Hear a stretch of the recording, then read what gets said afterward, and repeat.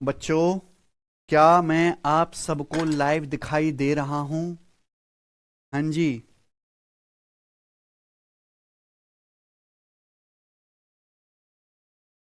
Students,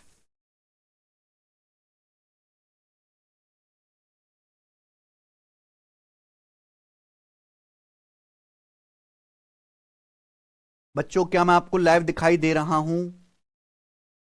चलिए शुरू करते हैं आज की कहानी। आज हम इस चैप्टर को समाप्त कर देंगे। उसके बाद रेशियो रेशियो की शीट मैंने बना दी है और रेशियो की शीट में पहले ही अपलोड कर दूंगा। ठीक है बच्चों, रेशियो चैप्टर की एक ही शीट है, परसेंटेज की दो शीट थी। आइए, चेतन को पहले साल में 2% की वृद्धि, दूसरे साल में 20% की वृद्धि प्राप्त होती है। वर्तमान बिक्री 1,76,800 है। तो पूछा 2 साल पहले उसकी बिक्री क्या थी। आपको आंसर बताना है दशमलव के 2 स्थान तक। तो मैंने आपको दोनों ही मेथड बताए थे बच्चे साल को करने का, रेशियो मेथड भी और अप्रोक्सीमेशन मेथड भी। अगर चेतन की बिक्री पहले साल 2% बढ़ते, 2% की फ्रैक्शन वैल्यू क्या है, रेशियो से बता देता हूं, 1/50। इसका मतलब अगर बिक्री 50 है तो एक साल बाद कितनी हो जाएगी बढ़ के? 51। बताओ कोई समस्या? मल्टीप्लाई। दूसरे साल में बिक्री कितनी बढ़ती है? 20%। 20% की फ्रैक्शन वैल्यू क्या होते हैं बच्चों? 1/5। यानी कि अगर बिक्री 5 है तो 5 से बढ़ के कितनी हो जाएगी? 6। ठीक है, अब ये कटेगा तो है नहीं, नहीं कट रहा है। दोनों की सीधी सीधी क्या कर देंगे हम लोग? मल्टीप्लाई। ये किससे कट गया? 2 से। 2 तिया 6 और 2 से 50 कितनी बार कट गया? 25 बार। तो 25 पंजे 125। क्लियर है? और ऊपर हो गया 51 तिया 153। 3 एकम 3, 3 पंजे 15। ये आ गया बच्चे, ठीक है ना। तो ये इनिशियल बिक्री और फाइनल बिक्री का क्या आ गया प्यारे दोस्तों? रेशियो। अगर इसकी इनिशियल बिक्री 125 थी तो फाइनल बिक्री कितनी? 153। सवाल के अनुसार उसकी फाइनल बिक्री कितनी हो जाती है? 1,76,800 रुपए। बताओ कितने गुना है? बताओ मेरे भाई कितने गुना है? तो आप ये देख पा रहे हो मेरे भाई के किससे कट जाएगा? ध्यान से देखें तो 17 से कट जाएगा। 17 निम्मा 153। तो 17 एकम 17 और 0 17 चौका 68। क्लियर है? 17 से कट गया ना, यानी कि ये 17 से कट गया। 9 यूनिट की वैल्यू कितनी है? 10,400।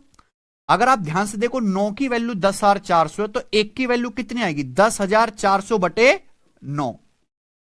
और आपसे क्या पूछा गया है? 125 यूनिट की वैल्यू पूछी गई है, तो किससे मल्टीप्लाई कर देंगे? 125। ये आ जाएगा आपका आंसर। बताओ कोई समस्या? मैं पूरी एग्जैक्ट कैलकुलेशन करके बता रहा हूं, ऑप्शन तो आप कर ही सकते हैं। एक बात बताइए मेरे भाई, ये आ गया ना। अगर 9 यूनिट की वैल्यू 10,400 है तो 1 यूनिट की वैल्यू क्या आएगी? 10,400 को 9 से भाग कर देंगे बट्टे 9 आ जाएगा। 125 की वैल्यू 125 से गुणा। अब आपको क्या बताना है मेरे भाई? ये कैलकुलेशन करनी है। आपके सामने 4 ऑप्शन है, तो आप ये बताओ 9 से 125। देखो इस सवाल के आंसर एग्जैक्ट तो है नहीं, अप्रोक्स ही है, तो आप भी अप्रोक्स कर लो ना। 9 से 125 कितनी बार कट जाएगा बच्चों? 14 निम्न 126 होता है। 14 निम्न 126, 125 है तो लगभग कितनी बार कटेगा? 14 बार। हालांकि 14 से हल्का सा कम ही आएगा। तो अगर 14 से गुणा करूंगा, 14 कम 14, 14 चौका 56, यानी कि 14,56,000 रुपए से आपका आंसर हल्का सा क्या आएगा? कम आएगा। और बताओ कौन सा ऑप्शन है ऐसा? ऐसा ऑप्शन ये वाला तो नहीं है, यानी कि क्या आंसर हो गया? डी। क्या आंसर आ गया? डी। समझ में आया? अरे बताइए कोई समस्या? भाई 9 से 125 14 बार कट जाएगा ना लगभग, तो इनकी गुणा करेंगे 14,56,000 से। एक ही ऑप्शन हल्का सा कम आ रहा है, डी। आगे चलेंगे, अगला सवाल नंबर 47। ये सवाल एएलपी के पेपर में आया है। एक गांव की 10% आबादी हैजा से मर गई। ठीक है भाई, तो दहशत फैल गई। बची हुई 25% आबादी ने गांव छोड़ दिया, तो गांव की जनसंख्या घटकर 4,050 रह गई। मूल निवासियों की संख्या ज्ञात कीजिए। सवाल को पढ़ते ही नहीं लग गया कि भैया गांव की जनसंख्या घटकर 4,050 रह गई, ये क्या दी है? Final value. आपसे क्या पूछे? Initial value. एक गांव की आबादी पहले कितना? 10% हैजा से मर गई। 10% मर गई, फिर बची आबादी में से 25% लोग गांव छोड़ के चले गए। जहां शब्द आता है बची हुई या रिमेनिंग, यानी कि वो क्या है? सक्सेसिव है। मैं कल पढ़ा चुका हूं ये। तो 10% आबादी का मतलब क्या होता है? 1/10। 10 रेशियो से कर लेते, 1/10 आबादी हैजा से मर गई, यानी कि 10 में से 1 चले गए, तो कितने बचे? 9, यही है। फिर रिमेनिंग में से 25%, 25% क्या होता है? 1/4, 1/4 आबादी ने काम छोड़ दिया, 4 में से 1 ने काम छोड़ दिया, तो बचे कितने? आप इन सब की सीधी सीधी गुणा करेंगे तो कितना आएगा? 9 × 27/40। ये इनिशियल और फाइनल वैल्यू का रेशियो आ गया, यानी कि गांव की शुरुआत में आबादी 40 थी, तो अब कितनी होगी फाइनली? 27 की वैल्यू सवाल में कितनी दी है? गांव की आबादी घटकर 4050 रह जाती है, सॉरी, बताओ कितने गुना है? 4050 को 27 से भाग देंगे, 27 से कम 27, 13 बचेगा, 27 पंजे 135, 150 गुना। तो गांव की शुरुआती आबादी भी क्या आएगी? 40 का 150 गुना, यानी कि 6000। बताइए, ठीक है ना बच्चों? Option number D. तो देखिए सारे सवाल एक जैसे ही हैं सक्सेसिव के, बस यहां पे क्या है? लैंग्वेज अलग अलग होगी। ये बताइए प्यारे दोस्त, 48वां, किसी मशीन के प्राइस में हर साल 5% का हिरास मतलब डिक्रीज होता है। एक मशीन की कीमत हर साल 5% घट जाती है। मशीन का प्रेजेंट मूल्य 4,11,540 है। तो सवाल में पूछा 3 साल पहले मशीन का मूल्य क्या था? बताइए बच्चों, 3 साल पहले। देखो, एक मशीन की कीमत हर साल कितनी कम हो जाती है? 5% की फ्रैक्शन वैल्यू क्या होती है बच्चों? 1/20। एक मशीन की कीमत हर साल 5% कम हो जाती है, 1/20। इसका मतलब अगर आज मशीन की कीमत 20 है तो 1 साल बाद कितनी हो जाएगी? ये 19 हो जाएगी। अगर मशीन की कीमत 20 है तो 1 साल बाद क्या हो जाएगी? 19। तो 3 साल में, कहानी कितने साल की दी है? 3 साल की। तो 3 साल में मशीन की कीमत में क्या चेंज आएगा? 19/20 गुणा 19/20 गुणा 19/20, 3 बार गुणा करोगे भाई, 3 बार गुणा करोगे तो इसकी पावर क्या आ जाएगा? 19/20 गुणा 19/20 गुणा 19/20, 3 बार गुणा करेंगे तो पावर क्या आ जाएगा? 3। तो आप बताओ 20 का क्यूब कितना आ गया? 8000। और 19 का क्यूब क्या आ गया?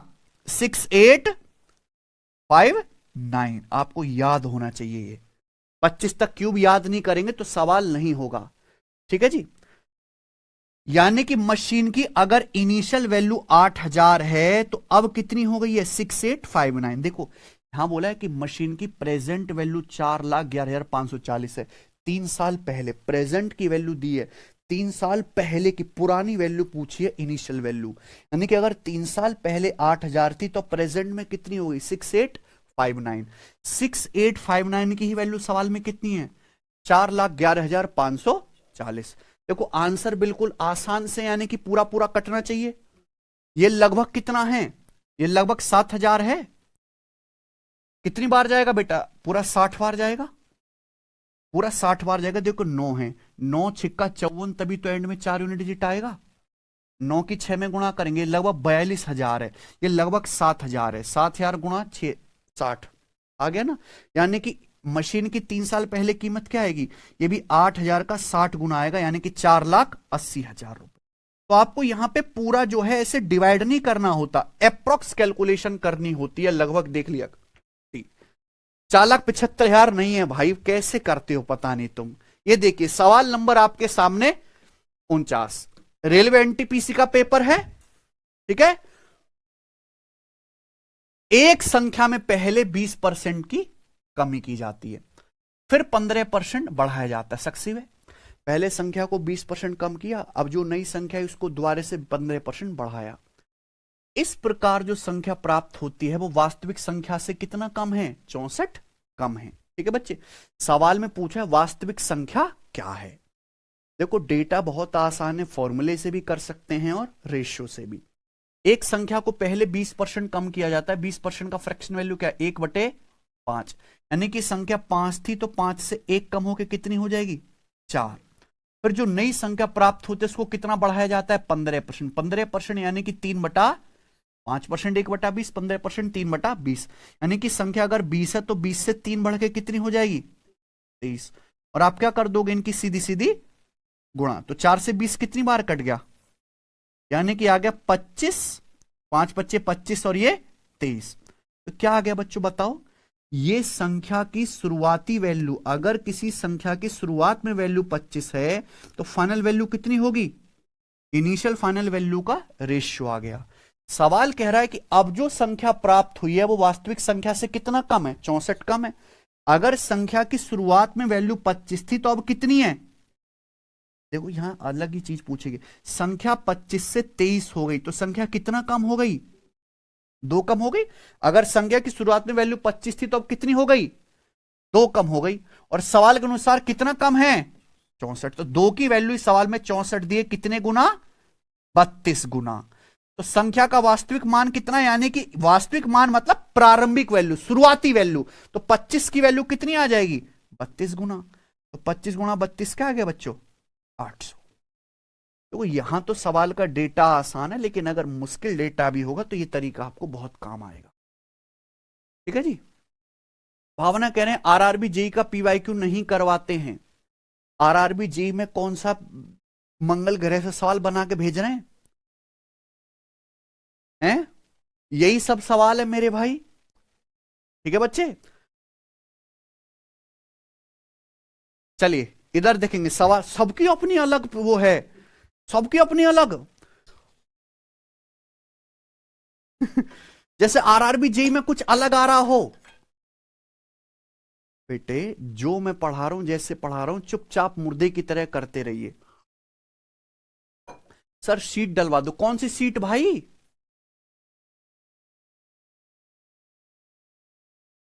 सीट तो डल रही है ऑलरेडी। हाँ जी, ये बताइए अगला टाइप। अब आपके सामने क्या आ गया? अगला टाइप। जी बच्चे ये कर लोगे ना? ये वाले सवाल कर लोगे जब आपको इनिशियल वैल्यू दी है और आपसे क्या जो है फाइनल वैल्यू दी, आपसे इनिशियल वैल्यू पूछे, कर लोगे ना? आगे चलते हैं दोस्तों। नेक्स्ट टाइप ये बताइए। The price of edible oil is increase by 30%। To maintain the budget Reena reduce his consumption of this oil by 18%। Find the increase percentage in expenditure due to this edible oil. अगला type आएगा मेरे प्यारे भाई। देखो बच्चों, हमने आपको एक चीज बताई है, एक्सपेंडिचर बराबर प्राइस गुणा कंजम्पशन, खर्चा बराबर कीमत गुणा खपत। सवाल को पढ़ो। खाद्य तेल की कीमत में 30% की वृद्धि हुई। तेल की कीमत कितनी बढ़ जाती? 30%। तेल 30% कीमत बढ़ जाती है। रीना इस तेल की खपत कितनी कम कर देती है? 18%। रीना ने तेल की खपत 18% कम कर दी। सवाल क्या है? इस तेल के कारण खर्चे में कितना प्रतिशत वृद्धि हुई? खर्चा कितना परसेंट बढ़ गया? यही सवाल है। मैं आपको सिखा चुका हूं बेटा। बीच में किसका साइन आ रहा है? गुणा का। और जहां बीच में गुणा का साइन आएगा वहां क्या लगेगा बच्चे? सक्सेसिव, है ना? प्राइस 30% बढ़ गया, खर्चे खपत 18% कम हो गई, तो खर्चे में कितना चेंज आएगा? 30 और -18 का सक्सेसिव, और 30 और -18 का सक्सेसिव क्या है बच्चों? 30 - 18 -30 गुणा 18 बटे 100। ये आ गया भैया। ये मैं आपको पहले भी बता चुका हूं ना एग्जाम्पल में। तो कितना आ गया? 12 और 30 गुणा 18 540 बटे 100 कितना आ गया? 5.4। तो 12 में से 5.4 घटाएंगे तो कितना आंसर आ गया बच्चों? 6.6%। आंसर पॉजिटिव आया तो ये बढ़ जाएगा। Option number B. ठीक है, आगे चलते। ये बताइए सवाल क्या है बच्चों आपके सामने? 51। ये सवाल एनटीपीसी सीबीटी 2 लेवल 2 के पेपर में आया है। सेकंड अब देखो ये अगला टाइप आ गया। यहां से जो सवाल है बच्चों वो है मेंसुरेशन वाले। एक आयत की भुजाओं के मापन के दौरान त्रुटिवश उसकी माप 30% और 8% अधिक प्राप्त होती है। इसके क्षेत्रफल में होने वाले त्रुटि का परसेंटेज ज्ञात कीजिए। ठीक है बच्चों, ध्यान से सुनिएगा। सब बच्चे जानते हैं मेरे भाई की आयत होता है। सचिन ये क्या है? आयत। इसकी क्या है? लंबाई। ये क्या है बच्चों? चौड़ाई। सब बच्चे ये भी जानते हैं कि आयत का क्षेत्रफल क्या है प्यारे स्टूडेंट? लंबाई गुणा चौड़ाई। देखो सवाल को अगर अच्छे से पढ़ेंगे तो एक आयत की भुजाओं के माप गलती से 10% और 8% बढ़ जाते हैं। यानी कि आयत की लंबाई 10% बढ़ गई, चौड़ाई कितनी? 8% बढ़ गई। तो सवाल यह गलती से तो आपसे पूछा इसके एरिया में कितना परसेंट एरर आएगा, यानी कि बेसिकली त्रिभुज इस आयत का क्षेत्रफल कितना परसेंट बढ़ जाएगा। तो आयत के क्षेत्रफल में मेरे प्यारे भाई कितना परसेंटेज चेंज होगा? 10 और 8 का, तो 10 और 8 का सक्सेसिव क्या है मेरे भाई? 10 और 8 का सक्सेसिव आएगा 10 प्लस 8 प्लस 10 गुणा 8 बटे 100। तो 10 प्लस 8 प्लस 10 गुणा 8 बटे 100, 18 और 80 बटे 100 कितना आ गया? 0.8, यानी कि कितना बढ़ जाएगा? 18.8%। कौन सा आ गया? C option. आगे चलिए, ये बताइए सवाल नंबर आपके सामने यहां पर 52, ये करो।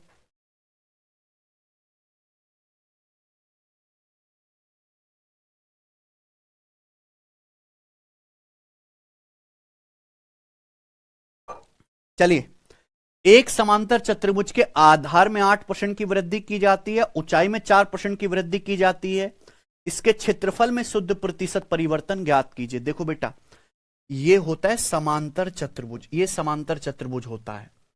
अगर इस समांतर चतुर्भुज का बेस है तो ये समांतर चतुर्भुज की क्या हो जाएगी? हाइट। देखो, ये सवाल तभी सॉल्व होंगे जब आपको समांतर चतुर्भुज के बारे में पता हो। तो समांतर चतुर्भुज का जो एरिया होता है, आधा क्षेत्रफल, वो होता है बेस गुणा हाइट, आधार गुणा ऊंचाई। तो समांतर चतुर्भुज का बेस 8% बढ़ जाता है, ऊंचाई 4% बढ़ जाते, तो एरिया कितना बढ़ जाएगा? 8 और 4 का सक्सेसिव। और ये आप दिमाग में कर सकते थे, 8 प्लस 4 प्लस 8 गुणा 4 बटे 100, 12.32%। क्या आंसर आ गया? गोपाल कह रहे हैं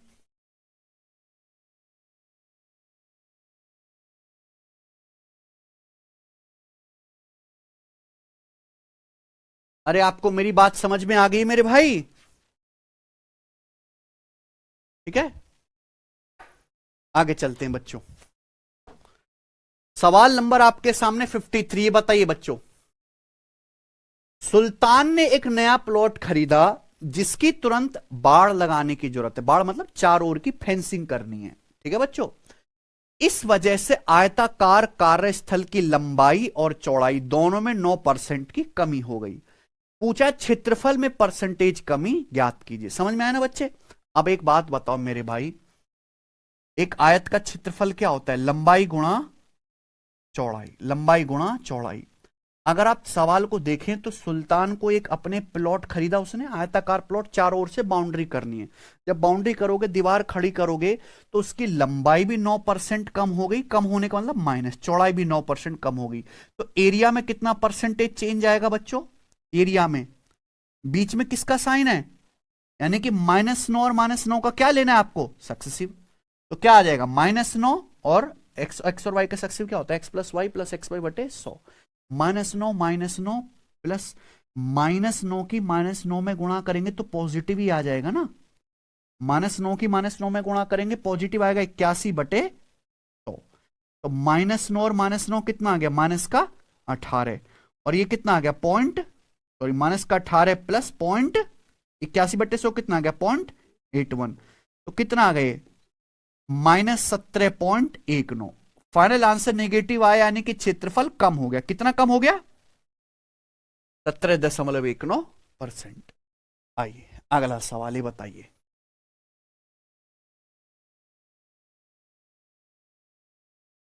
करो।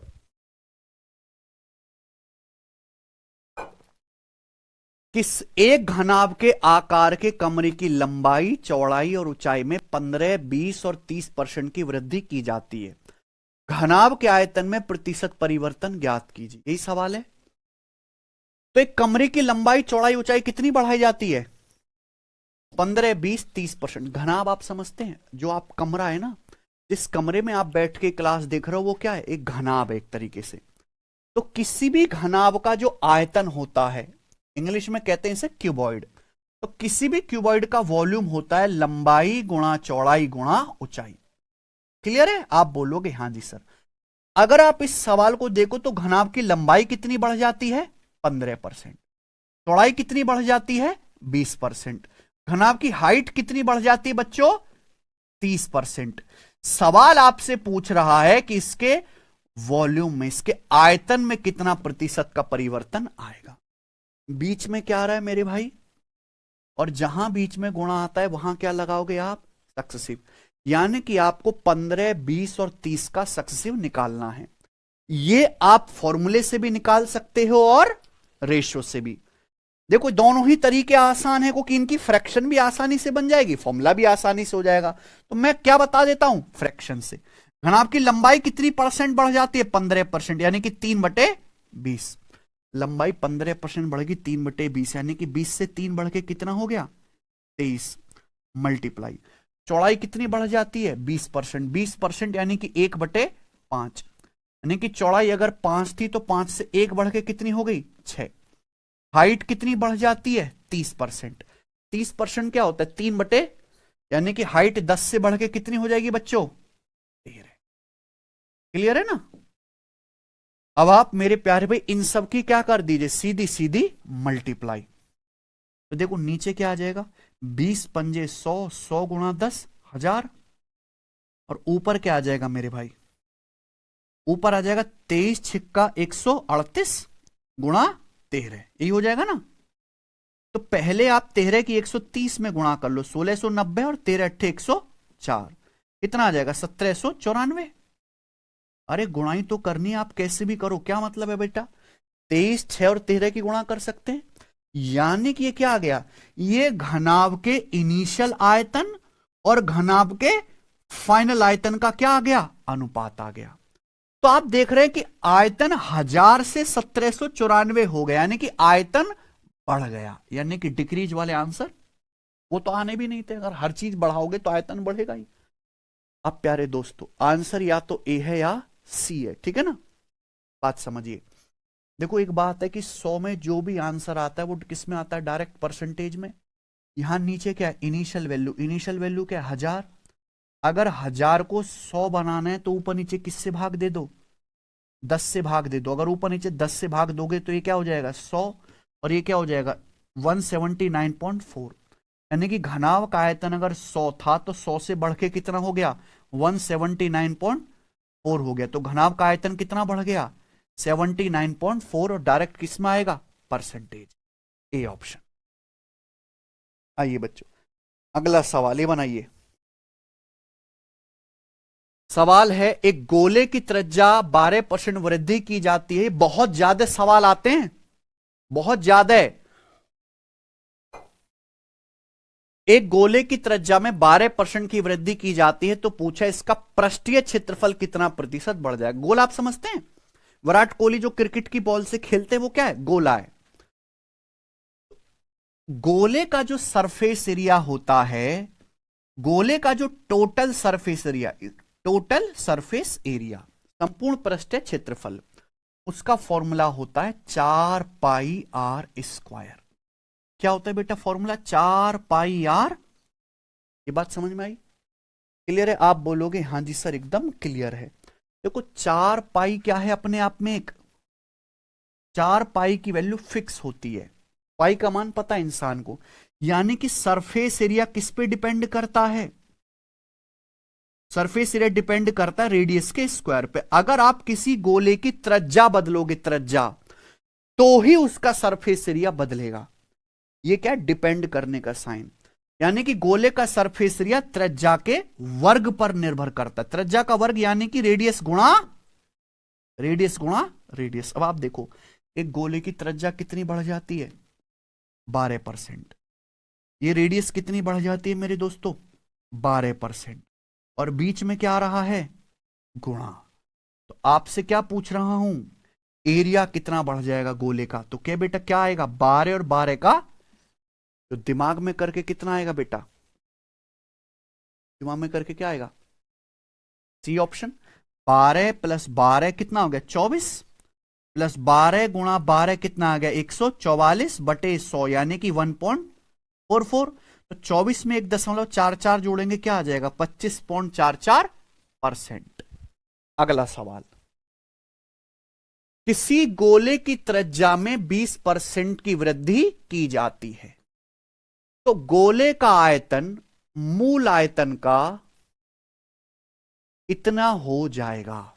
ये सवाल आरआरबी टेक्नीशियन ग्रेड 3 के पेपर में आया है, ठीक है ना भाई? बताओ।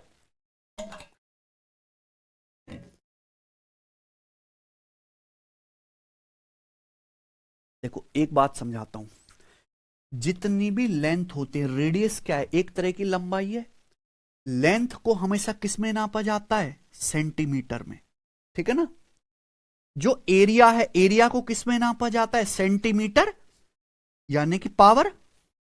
और जो वॉल्यूम है, आयतन, आयतन को किस में नापा जाता है, सेंटीमीटर क्यूब में नापा जाता है। लेंथ जो सेंटीमीटर में नापी जाती है, एरिया सेंटीमीटर स्क्वायर में नापा जाता है, आयतन नापा जाता है सेंटीमीटर क्यूब में। ये बेसिक मेंसुरेशन के कॉन्सेप्ट है, लेकिन परसेंटेज में भी इनका इस्तेमाल होता है। तो एक गोले की त्रिज्या कितनी बढ़ जाती है, एक गोले की त्रिज्या 20% बढ़ जाती है। आप मेरी बात समझ रहे हैं। तो सवाल क्या है, सवाल यह है कि इसका आयतन ओरिजिनल आयतन का कितना हो जाएगा। बात समझ में आई।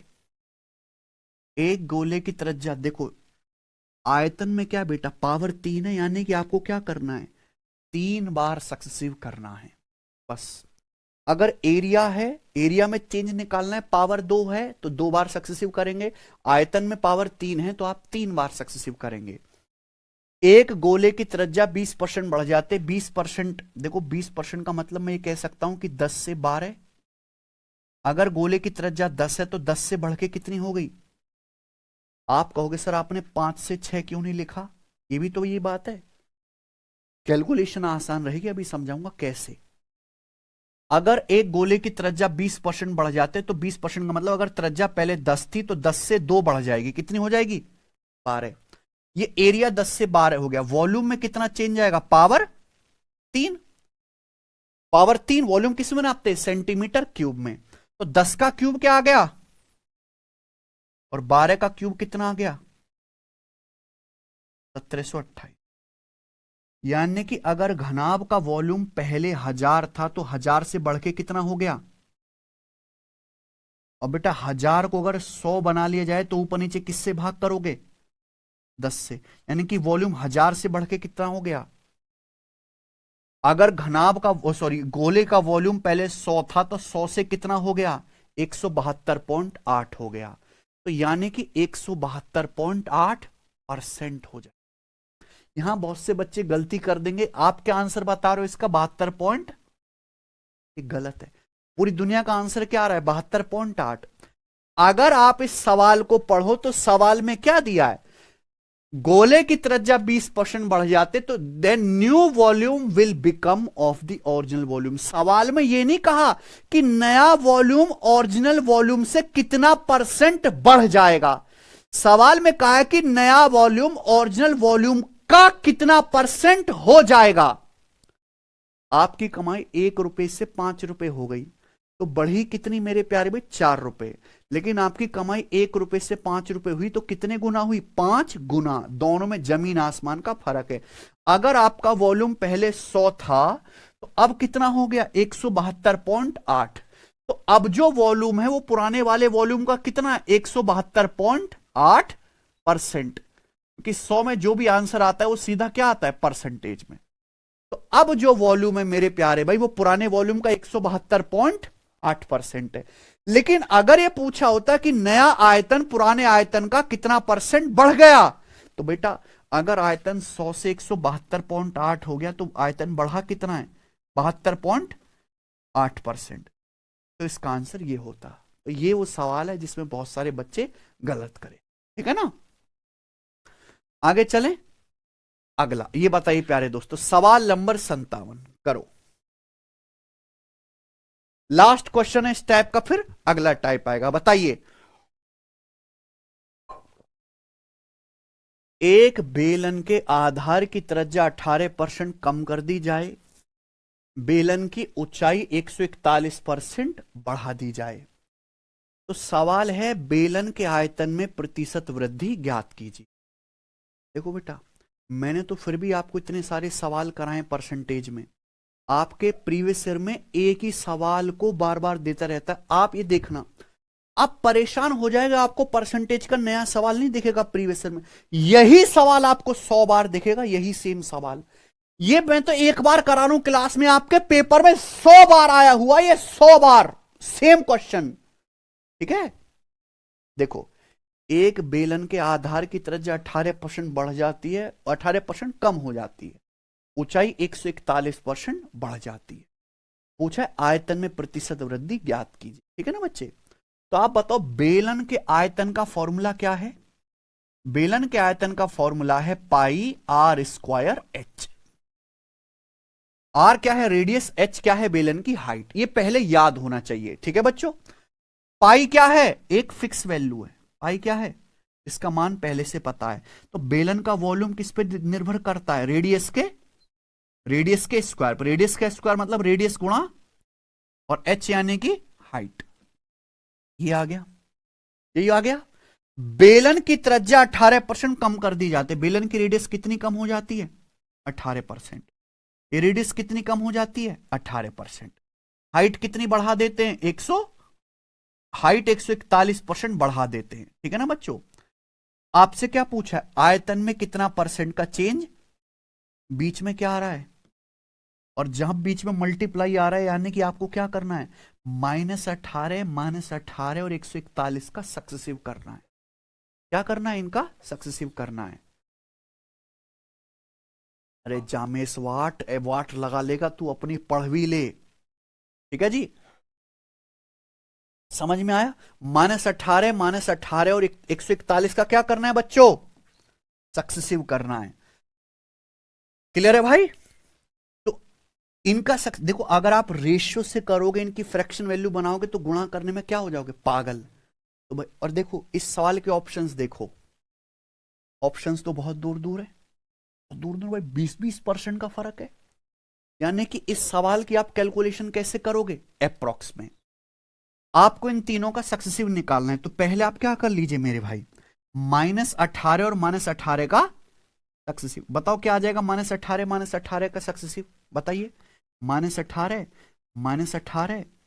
और प्लस -18 की -18 में गुणा करेंगे तो कितना आ जाएगा? 18 गुणा 18 बटे पॉजिटिव हो जाएगा ना बच्चों? क्लियर है? तो आप मुझे बताओ -18 कितना आ गया? माइनस का, और 18 गुणा 18 कितना आ गया? 324/100 यानी कि 3.24।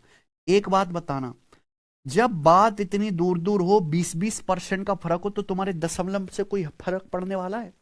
यानी कि आप यहां पे जो 0.24 है इसको इग्नोर कर सकते हो। यानी कि लगभग क्या आएगा? -36 + 3 लगभग क्या आ गया? -33%। आ गया कि नहीं आ गया? तो आपने क्या किया कि आंसर बहुत दूर दूर और आंसर भी निकटतम पूर्णांक तक बताना है। तो -18 का सक्सेसिव ये क्या आएगा? 0.24 को इग्नोर कर दो तो लगभग कितना आएगा? -33%। तो ये -18 का सक्सेसिव क्या आएगा? -33%। और ये क्या है बच्चों? 141। अब आपको क्या करना है? -33 + 141 का सक्सेसिव करना है। अब आप इन दोनों का सक्सेसिव कर लीजिए। वही फॉर्मूले से x और y का कितना आ जाएगा? x% और y% का नेट चेंज क्या आएगा? x + y + xy बटे 100। तो -33 + 141 और -33 गुणा 141 बटे -33 + 141 -33 गुणा 141 बटे 100%। यही आ जाएगा बच्चे? आप बोलोगे हाँ जी सर। तो आप मुझे बताओ कि भैया मुझे कोई एग्जैक्ट आंसर से तो कोई लगाव नहीं, मुझे क्या बताना है? लगभग। तो आप ये देखो 33 से लगभग 100 कितनी बार कट जाएगा? 33 तिया 99, लगभग 3 बार कट जाएगा। 3 से 141 कितनी बार चला जाएगा? लगभग 47 बार। 3 चौक 12, 3 सत्ते 21। तो कितना आ जाएगा? ये आ जाएगा प्लस का 141 और ये माइनस का 33 माइनस का 47 क्या आएगा? माइनस का। तो 141 में से 80 घटाऊंगा तो लगभग आंसर किसके करीब आएगा? 60। बताओ 61 के परसेंट के करीब कौन सा ऑप्शन है? इस सवाल का आंसर क्या हुआ? 62%। और ऐसे ही करना है। ठीक है भाई?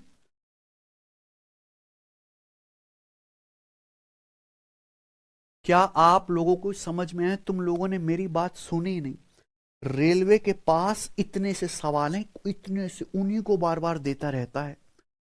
आप कृपया इस बात को सीरियसली लो कि ये सवाल ही रेलवे के पेपर में आया हुआ है, यही आ रहा है बस। नहीं है। रेलवे के पास मुश्किल से परसेंटेज चैप्टर के 50 सवाल है, उन्हीं को देता रहता है बार बार। कभी आपने प्रीवियस ईयर के पेपर सॉल्व करोगे तो आप ये जब सवाल देखोगे तो मुझे याद करोगे। ठीक है। और यही एक तरीका है, अगर आप यहां पे रेशियो लगाने लगे या कुछ और करने लगे तो नहीं आएगा आंसर, है कि नहीं? अप्रोक्सी करना पड़ेगा। आगे चलते हैं बच्चों, अगला टाइप क्या है बच्चे? अगला टाइप सवाल नंबर आपके सामने 58 करें। सब बच्चे मेरी बात ध्यान से सुनेगा। ये सवाल है सिलेक्शन पोस्ट के पेपर का। ये एक इंपॉर्टेंट सवाल है, पर रेलवे 2 साल से पूछ ही नहीं रहा। जब रेलवे पूछ ही नहीं रहा तो मैंने क्या लिया, एसएससी का सवाल डाल दिया बच्चों, क्योंकि मुझे सारे टाइप कवर करवाने, हम छोड़ नहीं सकते। ठीक है ना बच्चे? चलिए सब बच्चे ध्यान से सुनेंगे मेरी बात को, बहुत प्यार से। ठीक है ना? बहुत इंपॉर्टेंट है। अगला टाइप आ गया आय खर्चा बचत वाले सवाल। ठीक है जी। संदीप अपनी आय का 32% भोजन पर, शेष आय का 20% यात्रा पर, शेष आय का 35% कपड़ों पर खर्च करता है। संदीप अभी भी हर साल कितने 70,720 रुपए बचाता है। तो सवाल है संदीप की वार्षिक आय ज्ञात करें। क्या है बच्चों? संदीप की आय ज्ञात करें। ठीक है।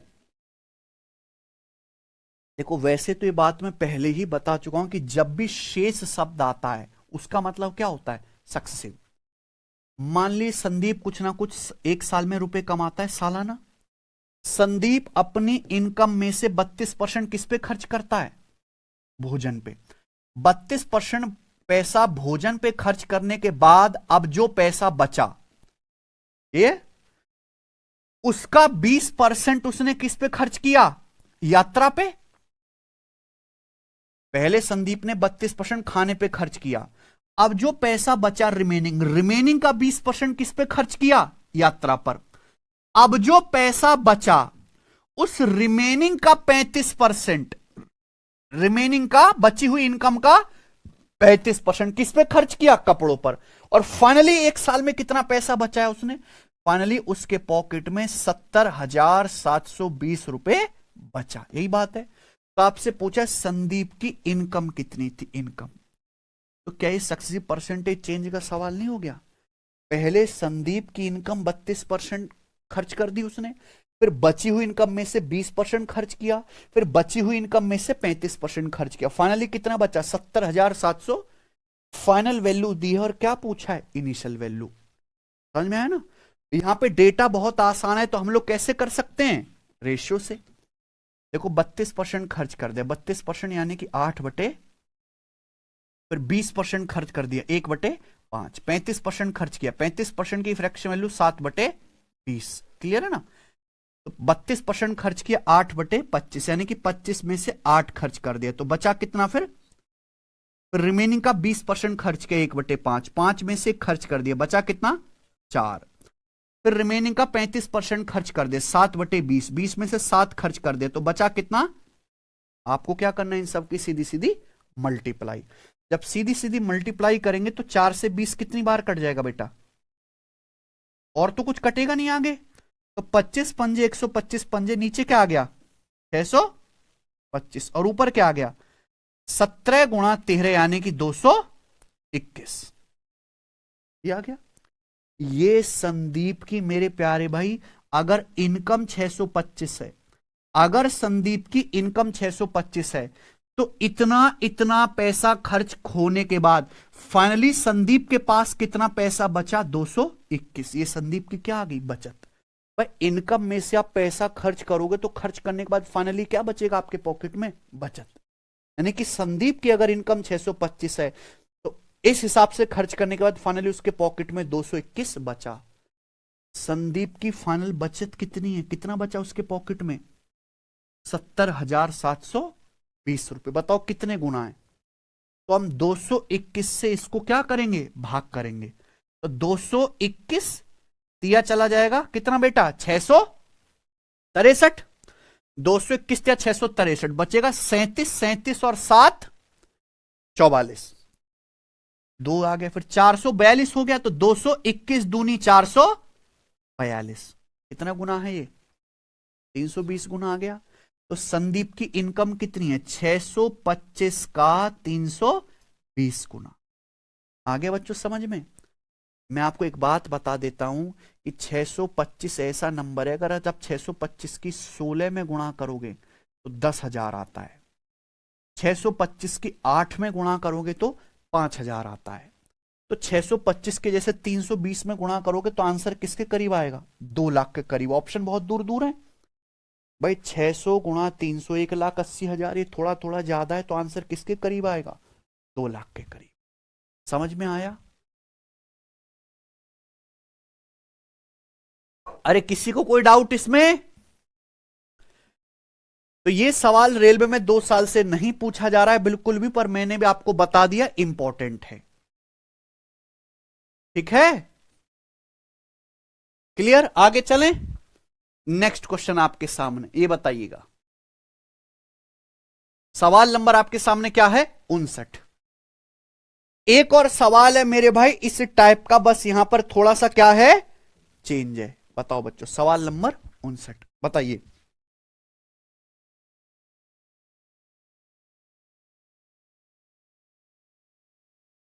एक आदमी, यार जब तुम लोग कमेंट, तुम लोगों को पता नहीं कमेंट करने का ऐसा क्या शौक है, बेवजह के नॉनसेंस।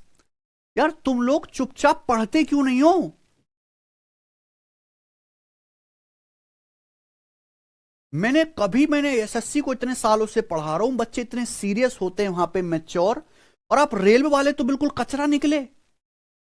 आपके अंदर वो सीरियसनेस है ही नहीं, हर बात पे कमेंट, हर चीज पे कमेंट। जो पढ़ा रहा हूं चुपचाप पढ़ते रहिए, बस कुछ मत बोलिए। इलेक्शन वाले सवाल, अरे भाई आना आने तो वाला, इसके बाद ये पेशेंस नहीं रख सकते क्या? थोड़ी देर ये बंद कर दे, बीच में से ये बंद कर दें। पढ़ते तुम नहीं हो, रिवीजन तुम नहीं करते, बुद्धि 2 कौड़ी की नहीं है, चाहते हो सिलेबस खत्म हो जाए। जो परसेंटेज चैप्टर पढ़ाया, शुरू की 4 क्लास तो मैंने आपको कैलकुलेशन करना सिखाया, वो परसेंटेज का हिस्सा था ही नहीं। ये जो प्रतिशत चैप्टर हमने पढ़ा है, शुरू की 4 क्लास तो केवल हमने कैलकुलेशन करना ही सिखाया है, परसेंटेज तो उसके बाद शुरू हुआ है।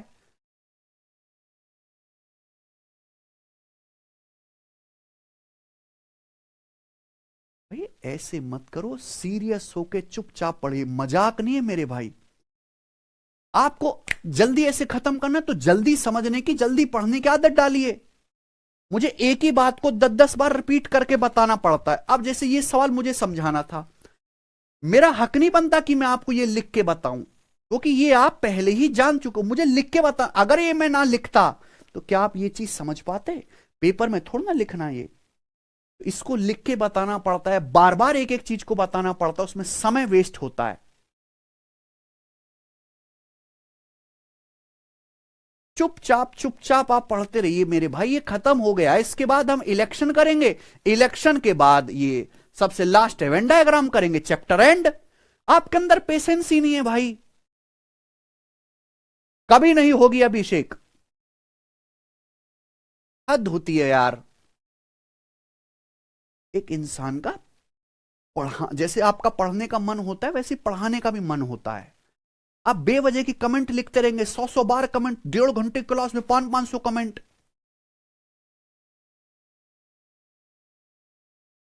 सब कुछ होगा अपने समय पे होगा, सीक्वेंस में होगा मेरे भाई।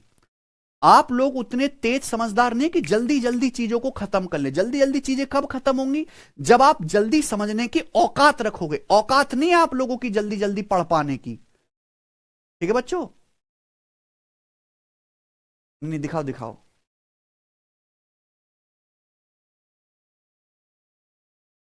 ठीक है जी, चलिए आगे चलते हैं। 58 हो गया। आपके अंदर इतनी बुद्धि होनी चाहिए कि एक सवाल मैंने करा दिया 58वां, तो आप दूसरा सवाल खुद से कर लो। लेकिन आप में इतनी बुद्धि दी ही नहीं भगवान ने, इसलिए मुझे बताना पड़ता है, तो समय लगता है यार, समय लगता है। You are not that smart.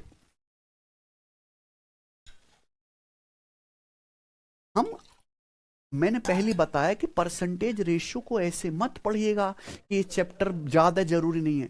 ऐसे पढ़ेगा बिना परसेंटेज समझे आप आगे का कुछ पढ़ ही नहीं सकते।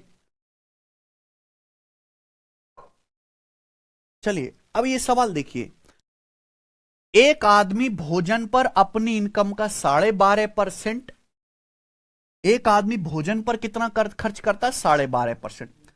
यात्रा पर बची इनकम का 18 सही 3/4% और बचा 20% शिक्षा पर खर्च करता है। उसका कुल खर्च कितना है प्यारे भाई? 3450 रुपए है। तो सवाल में आपसे पूछ रहा है बताइए उसकी कुल इनकम क्या है। ठीक है ना बच्चे? आप बोलोगे हाँ जी सर। एक आदमी भोजन पर कितना खर्च करता है? 12.5%, 1/8। 1/8 यानी कि 8 में से 1 खर्च कर दिया तो बचा कितना? 7। यही है। फिर रिमेनिंग, जहां रिमेनिंग शब्द आ रहा है वही क्या है? सक्सेसिव। रिमेनिंग का कितना खर्च कर रहा है? 18 सही 3/4 का मतलब आप समझते हैं 18.75%। इसकी फ्रैक्शन वैल्यू क्या है बेटा? मैंने आपको पढ़ाया है 6.25%, 1/16 पढ़ाया है। 6.25% की फ्रैक्शन वैल्यू 1/16। अब आपको याद ही नहीं होगा 6.25% 1/16, ये क्या? उसका 3 गुना। तो 18.75% की फ्रैक्शन वैल्यू 3/16। तो बची इनकम का 3/16 किस पे? यात्रा पे। 16 में से कितना खर्च करता है? 3। तो बचा कितना? 13। फिर बची हुई इनकम का 20% किस पे खर्च करता है? वो एजुकेशन पे। बच्चे पढ़ाते हैं अपने 20% यानी कि 1/5। तो 5 में से 1 खर्च करता है तो बचा कितना प्यारे बच्चों? आप इन सब की सीधी सीधी गुणा कर देंगे। सीधी सीधी गुणा करेंगे तो 4 से 16 कितनी बार कट गया? और कुछ कटेगा नहीं। तो नीचे आ गया 8 चौक 32 पंजे 160। ऊपर क्या आ गया? 7 गुणा 13 91। क्या आ गया बच्चों? 91। ये क्या आ गया? ये मेरे प्यारे भाई इस आदमी की अगर इनकम 160 है, अगर इस आदमी की इनिशियल इनकम 160 है तो इतना इतना पैसा खर्च करने के बाद फाइनली उसकी पॉकेट में कितना बचा? 91। ये उस आदमी की इनकम और बचत का अनुपात आ गया। हमेशा रेशियो किसका आता है? इनिशियल वैल्यू का और फाइनल वैल्यू का। इनकम 160 है, ऐसे पैसा खर्च करता रहा, फाइनली कितना बचा? 91। यहां गलती करोगे, सवाल में क्या दिया है बेटा? उसका कुल खर्च दिया है। एक बात बताइए, अगर आदमी की इनकम 160 है, फाइनली उसके पॉकेट में 91 बचा, तो उसने पैसा खर्च कितना किया है? 160 में से 91 घटाना पड़ेगा, यानी कि 69 यूनिट उसने पैसा क्या किया है? खर्च। आपकी इनकम 160 यूनिट, खर्च करते रहे आप, बाद में आपके पास 91 यूनिट बचा, तो आपने टोटल खर्च कितना किया है? 160 में से 91 घटाना पड़ेगा। 69 यूनिट आपका खर्च है। सवाल के अकॉर्डिंग आपका खर्च कितना है बताइए बच्चों? 3450 रुपए। बताइए कितने गुना आ गया? ये बताओ कितने गुना आ गया प्यारे बच्चों? तो 50 गुना हो गया। 60 का 50 गुना 3000, 9 का 50 गुना 450, ये आ गया। तो 50 गुना। आपसे पूछा इनकम, उसकी इनकम कितनी है? 160 का 50 गुना 16 पंजे यानी कि 8000। उसकी इनकम 8000 है। Option number. समझ में आ गया सबको? क्लियर है? आगे चलें। नेक्स्ट। खत्म हो गया ये वाला टाइप। ठीक है बच्चे, आगे चलते हैं प्यारे दोस्तों। अगला, ये जो 2 सवाल मैं आपको कराने वाला हूं, सॉरी 3 सवाल, अब ये क्या है? सक्सेसिव परसेंटेज चेंज के कॉन्सेप्ट पर आखिरी सवाल हैं और ये तीनों मिसलेनियस हैं, है ना? ये तीनों मिसलेनियस क्वेश्चन हैं। सवाल नंबर है आपके सामने प्यारे बच्चों 60। ठीक है? एक वस्तु के प्राइस में R% की वृद्धि की जाती है, बाद में इस प्राइस में R% की कमी कर दी जाती है। अगर फाइनल प्राइस 1 रुपए है तो सवाल है वस्तु का इनिशियल ओरिजिनल प्राइस कितना था। समझ में आया ना? एक वस्तु की कीमत पहले R% बढ़ाई जाती है, इसके बाद जो कीमत आती है उसको R% कम किया जाता है। तो भाई ये मैं आपको पढ़ा चुका हूं, आर और माइनस आर का सक्सेसिव क्या आएगा, आर स्क्वायर बटे 100%, यानी कि वस्तु की कीमत आर स्क्वायर बटे 100% क्या हो जाएगी, कम हो जाएगी। ठीक है ना बच्चे, प्लस आर और माइनस आर का सक्सेसिव मैं आपको लिखवा चुका हूं पहले ही। बोला है अगर वस्तु का नया प्राइस 1 रुपए है तो वस्तु का ओरिजिनल प्राइस कितना था। मानो वस्तु का ओरिजिनल प्राइस था पी रुपए, कितना था बच्चों, माना वस्तु का ओरिजिनल प्राइस पी रुपए था। एक बात सुनना, हर चीज अपने आप में क्या होती है प्यारे दोस्तों, हर चीज अपने आप में 100% होती है कि नहीं सचिन। अगर आप 100% को आर स्क्वायर बटे 100% कम करोगे तो वस्तु की कीमत कितनी रह जाएगी। हर वस्तु की कीमत अपने आप में स्टार्टिंग में क्या होती है 100%। अगर 100% को आर स्क्वायर बटे 100% कम करोगे तो वस्तु की कीमत कितनी रह जाएगी 100 माइनस आर स्क्वायर बटे 100%, ये हो जाएगा। और वस्तु का फाइनल प्राइस बाद में कितना हो जाता है 1 रुपए, तो किसके बराबर आना चाहिए, इससे कोई दिक्कत। अगर मान लो हर वस्तु कीमत 100% होती है, अगर आप किसी वस्तु कीमत 21% कम करोगे तो कितनी रह जाएगी 100 माइनस 21 79% रह जाएगी। यही तो कर रहे हैं, वस्तु की कीमत क्या होती है पहले 100%, 100% को कितना कम कर दिया आर स्क्वायर बटे 100%, उसकी कीमत कितनी हो जाएगी वस्तु का। अगर वस्तु की शुरुआती कीमत पी थी तो 100 माइनस आर स्क्वायर बटे 100% हो जाएगी। आपको क्या निकालना है यहां से सॉल्व करके, पी का मान निकालना है। तो आप मुझे बताओ परसेंटेज का क्या मतलब है। ये जो परसेंटेज आपके इसको की ऑप्शन में तो कहीं परसेंटेज नहीं है ना, परसेंटेज का क्या मतलब है 1/100। तो इस परसेंटेज को आप क्या लिख सकते हो प्यारे बच्चों, यहां पर 1/, परसेंटेज को लिख सकते हैं 1/100। कोई समस्या। तो जब आप एलसीएम लेंगे तो यहां 100 की 100 में क्या आ जाएगी, 100 की 100 में गुणा करेंगे 10,000 माइनस आर स्क्वायर, और बटे क्या आ गया बटे 100, 100 की 100 में गुणा करेंगे नीचे भी क्या आ गया 10,000 आ गया, बराबर क्या हो गया, बराबर हो गया बच्चों 1, है कि नहीं सचिन। नीचे 100 की 100 में गुणा करेंगे 10,000 हो गया ना, बराबर 1।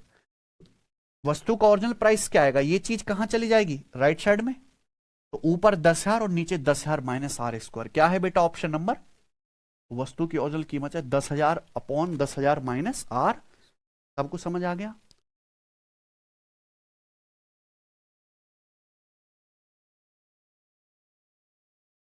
अभिषेक कह रहे हैं आरआरबी जेई का भी पीवाई क्यू क्वेश्चन ले लो ना। देखो भाई एक बार बताएं, मेरी बात ध्यान सुनना, रेलवे का कोई भी पेपर हो एक ही एग्जामिनर सबके सवाल बनाता है, सबके एग्जाम में एक जैसे सवाल आते हैं। अब मान लीजिए मेरे प्यारे भाई ये वाला सवाल मैंने आपको कराया, ये सवाल जेई में भी आ रखा है, और ये सवाल जेई में भी आ रखा है, किधर गया सिलेंडर वाला, हाँ ये सवाल जेई में भी आ रखा है, टेक्नीशियन में भी आ रखा है, एनटीपीसी 12 लेवल में भी, ग्रेजुएट में भी, आरपीएफ कांस्टेबल में भी, आरपीएफ एसआई में भी। अब मैं हर एग्जाम के तो नहीं डाल सकते यहां पे, मुझे तो एक ही सवाल डालना है। तो जिस भी एग्जाम में जिस सवाल का मुझे बेस्ट डाटा, बेस्ट जो है लैंग्वेज दिखती है, मैं उस एग्जाम का सवाल उठा के डाल देता हूं, लेकिन मैं छोड़ता कुछ भी नहीं हूं। समझ में आया ना। अगर आप हमारे YouTube चैनल पे जाओगे, आप पूरे YouTube पे खोज लेना, पूरे YouTube पे अगर आपको मिल जाए, ये सिलेक्शन वे हमारा YouTube चैनल है, तो ये हमारी यहाँ पे प्लेलिस्ट बनी हुई है रेलवे 2024-25 के लेटेस्ट एग्जाम के क्वेश्चंस का सॉल्यूशन। रेलवे ने 2 सालों में जितने भी पेपर लिए, जैसे एनटीपीसी ग्रेजुएट लेवल का, 12th लेवल का, एएलपी का, आरपीएफ कांस्टेबल का, आरपीएफ एसआई का, जेई का, क्या है जेई का, जेई के पेपर में आज तक कुल 60 सवाल ही हैं यूनिक। कितने, केवल 60 सवाल। ग्रेड 1 का, ग्रेड 3 का, एएलपी सीबीटी 2 के केवल 40 सवाल हैं। पूरे सिलेबस में एएलपी सीबीटी 2 के कितने सवाल हैं, ये एनटीपीसी सीबीटी 2 का, ये सब सवाल ऑलरेडी सीट में कवर कर दिए जाएंगे, कर दिए हैं। ठीक है ना बच्चे। तो आप बिल्कुल निश्चिंत रहें मेरे भाई। अब मान लो कोई सेम सवाल एनटीपीसी सीबीटी 2 में भी आया है और एनटीपीसी सीबीटी 1 में भी आया है, तो जो बढ़िया होगा मैं वही तो डालूंगा। आप क्यों परेशान होते हो इतना और मुझे करते हो? ठीक है, समझ में आई ना बात? ऐसे मत करो मेरे भाई। चलो आगे चलते हैं। नेक्स्ट अगला क्वेश्चन करेंगे प्यारे दोस्तों। बताइए सवाल नंबर आपके सामने 61। ये क्या है? सब रेलवे के बेस्ट क्वेश्चन है। अब आप देखो रेलवे एनटीपीसी ग्रेजुएट लेवल के पेपर के 1710 सवाल हैं। 1710 सवाल तो हम पूरे बैच में पढ़ेंगे, उसमें से 100 ही सवाल हैं जो 17 बार रिपीट करके दिया है एक एक सवाल को। तो मैं हर एक टाइप का एक एक सवाल लूंगा, ठीक है ना?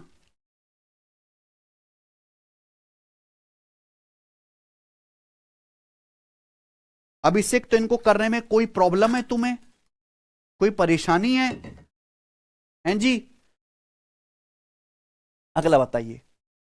ये सवाल very very very very important, लिख लीजिए अपनी कॉपी में। Very very very very very very important सवाल।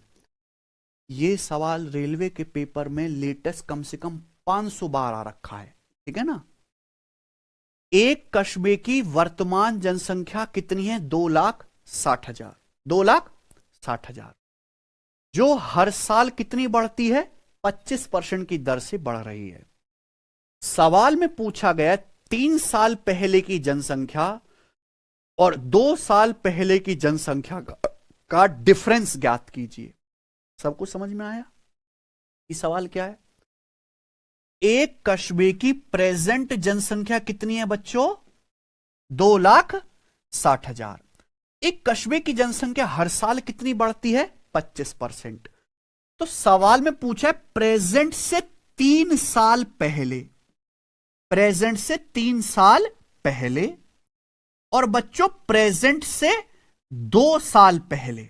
कितने बेटा? प्रेजेंट से 2 साल पहले जो भी इस कस्बे की जनसंख्या थी उसको क्या निकालना है? आपको अंतर निकालना है। तो बहुत से बच्चे क्या करेंगे कि भाई प्रेजेंट की जनसंख्या दी है, वो पहले क्या निकालेंगे? 3 साल पहले की जनसंख्या निकालेंगे, है ना सचिन? फिर क्या निकालेंगे? 2 साल पहले की निकालेंगे और उनको घटाएंगे। यही करेंगे और यही उनका समय बर्बाद हो जाएगा। बेटा आपको जनसंख्या का अंतर निकालना है तो आप भी क्या निकालो? 3 साल पहले और 2 साल पहले का रेशियो निकालो। एक बात ध्यान सुनना, एक टाउन की जनसंख्या हर साल 25% बढ़ती है। 25% का मतलब 1/4, यानी कि अगर आज जनसंख्या 4 है तो 1 साल बाद कितनी हो जाएगी बढ़ के? यही मतलब है। अगर एक टाउन की जनसंख्या अभी 4 है तो 1 साल में बढ़ के कितनी हो जाएगी? 4 से 5। तो मुझे बताओ 3 साल में क्या होगा? अगर एक देखो ये है प्रेजेंट और ये है प्रेजेंट से 3 साल पहले, इस पे ध्यान दीजिएगा। ये है प्रेजेंट और ये है प्रेजेंट से 3 साल पहले। सुनना मेरे प्यारे भाई, ये है प्रेजेंट, ये प्रेजेंट से 3 साल पहले। कितने का गैप है टाइम में? 1 साल। हर साल जनसंख्या 25% बढ़ रही है। 1/4, 1/4 यानी कि अभी जनसंख्या 4 है तो 1 साल में कितनी हो जाएगी बढ़ के? 5। अगर 1 साल में जनसंख्या 4 से 5 हो रही है तो मुझे बताओ 3 साल में कितनी होगी जनसंख्या? इसकी पावर क्या करना पड़ेगा? 3। बोलो 3 साल में जनसंख्या कितनी हो जाएगी? पावर 3। 2 साल में कितना हो जाएगा इसका स्क्वायर? 4 साल में कितना होगा? पावर 4। 5 साल में कितना होगा? पावर 5। मैं पहले बता चुका हूं, अगर जनसंख्या हर साल 25% बढ़ रही है 1/4, तो 4 से 5 हो रही है, तो 3 साल में जनसंख्या कितनी हो जाएगी? 4:5 का क्यूब हो जाएगा ना। यानी कि 4 का क्यूब क्या होता है बच्चों? 4 का क्यूब क्या होता है? 64। और 5 का क्यूब क्या होता है? 125। यानी कि मैं ये कह सकता हूं कि अगर 3 साल पहले जनसंख्या 64 थी तो अभी प्रेजेंट में कितनी है? 125 यूनिट। ये बात समझ में आ गई है? किसी को कोई डाउट? ये मैं आपको बता चुका हूं कि जितना साल का गैप होता है उतनी ही मल्टीप्लाइंग फैक्टर की पावर करते हैं। भाई उतनी बार गुणा करेंगे उतनी पावर हो जाएगी। अगर जनसंख्या हर साल 25% हो रही है 4 से 5, अगले साल फिर क्या हो जाएगी? 4 से 5। अगले साल फिर क्या हो जाएगी 4 से 5, फिर क्या हो जाएगा 3 बार गुणा करेंगे तो पावर 3 हो गया ना, यानी कि 3 साल पहले 64 थी तो अब कितनी होगी 5 पचे 25 पंजे 125 हो गई। ये आ गया ना, ये रेशियो आ गया 3 साल पहले की और प्रेजेंट की जनसंख्या का, ठीक है ना। सवाल में पूछा 3 साल पहले और 2 साल पहले की जनसंख्या का अंतर, यही है ना। एक बार बताओ, जनसंख्या हर साल कितनी बढ़ रही है 25%। भाई प्रेजेंट से 3 साल पहले जाओ, प्रेजेंट से 2 साल पहले जाओ, इनके बीच में तो गैप 1 साल का ही है भाई। प्रेजेंट से 3 साल पहले जाओ, प्रेजेंट से 2 साल पहले जाओ, इनके बीच में कितने का गैप है बच्चों 1 साल का। और 1 साल में जनसंख्या कितनी बढ़ रही है 25%। तो आप बताओ अगर 3 साल पहले 64 थी तो कितनी बढ़ जाएगी 64 का 25% क्या होता है 25% 1/4, 64 का 25% 16 होता है। 16 बढ़ के कितनी हो जाएगी जनसंख्या, यानी कि 2 साल पहले कितनी थी। ये सबका क्या आ गया बच्चे, रेशियो आ गया। प्रेजेंट में जनसंख्या कितनी है, प्रेजेंट में जनसंख्या 2,60,000, यही दे रखा है। आपसे क्या पूछा 3 साल पहले की 2 साल पहले की जनसंख्या का अंतर, यानी कि आपसे क्या पूछा है बेसिकली 16 यूनिट की वैल्यू, 16 की वैल्यू पूछी है। बताओ समझ में आया ना। 125 को 125 की वैल्यू 2,60,000, 125 80,000 होता है, 125 से 1000 कितनी बार जाएगा 8 बार। 260 की 8 में गुणा करेंगे तो कितना आएगा 2080।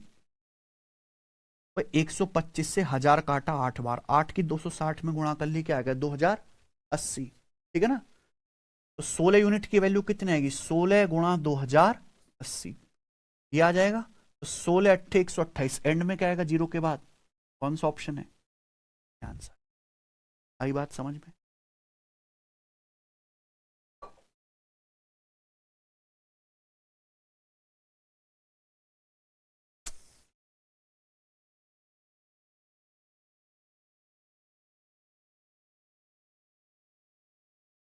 हद होती है।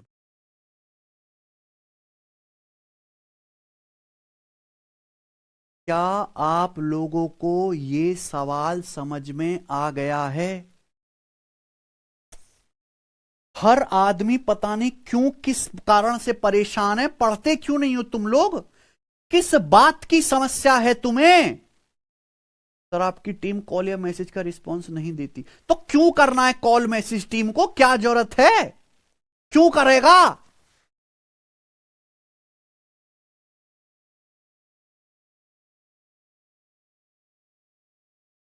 रजत एक एडवांस मैथ की क्लास भी लगाओ सर रोज। बेटा आप लोगों में इतनी बुद्धि नहीं है कि आप अर्थमेटिक और एडवांस की साथ साथ क्लास झेल पाओ। एक आध बालक नस फटने से मर मरा गया तो बात लेने की देनी हो जाएगी, इसलिए मैं नहीं लगा सकता। यू आर नॉट दैट जो है बढ़िया पढ़ने में, ठीक है जी। हाँ ये मिसलिनियस क्वेश्चन है और कई बार आया हुआ है पेपर में, ठीक है बच्चों। अब जिस बच्चे ने पुरानी क्लास छोड़ दी हैं, स्किप कर दी हैं मेरे भाई, वो समझ ही नहीं पाएगा, ठीक है बच्चे। चलिए sir handwritten notes provide करा दीजिए। क्यों कराएं भाई, क्यों कराएं, हम आपको बोर्ड की पीडीएफ पीएनजी दे रहे हैं ना, तो फिर काय के हैंड रिटन नोट्स इतने खाली दिख रहा हूं मैं मुझको। तुम्हारे हाथों में क्या मेहंदी लगी है, हैंड रिटन नोट्स नहीं बना सकते कि हाथ टूट गए तुम्हारे, किसी ने उंगली खींच ली तुम्हारी प्लास से कि बनाने में तकलीफ हो रही है हैंड रिटन नोट्स। ज्यादा सुविधा के चक्कर में मत पड़ो, मुंह को फोड़ दूंगा घुसा मार के। ज्यादा सुविधा चाहिए पेपर में भी मास्टर को संग ले जाना, हर चीज पकी पकाई चाहिए जैसे बाबूजी हो कहीं के। अबे कुछ तो मेहनत करने की आदत डालो राक्षसो।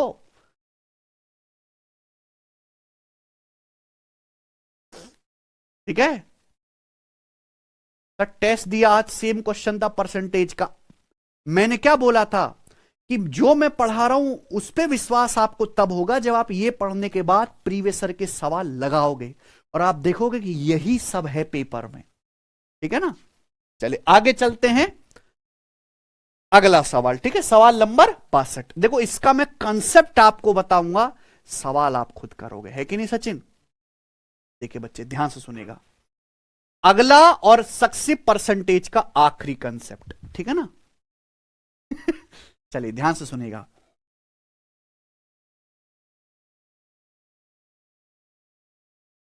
चलो बच्चों देखो, मैंने आपको ये बता दिया, तीन तीन मेथड मैंने आपको बताए। कौन कौन से बेटा? सक्सेसिव, ये बेसिक 100 मान के, रेशियो मेथड और फॉर्मूला मेथड। कि अगर किसी संख्या में सक्सेसिव परसेंटेज चेंज किया जाता है तो उसमें नेट परसेंटेज चेंज कैसे निकालते हैं, मैंने बता दिया है।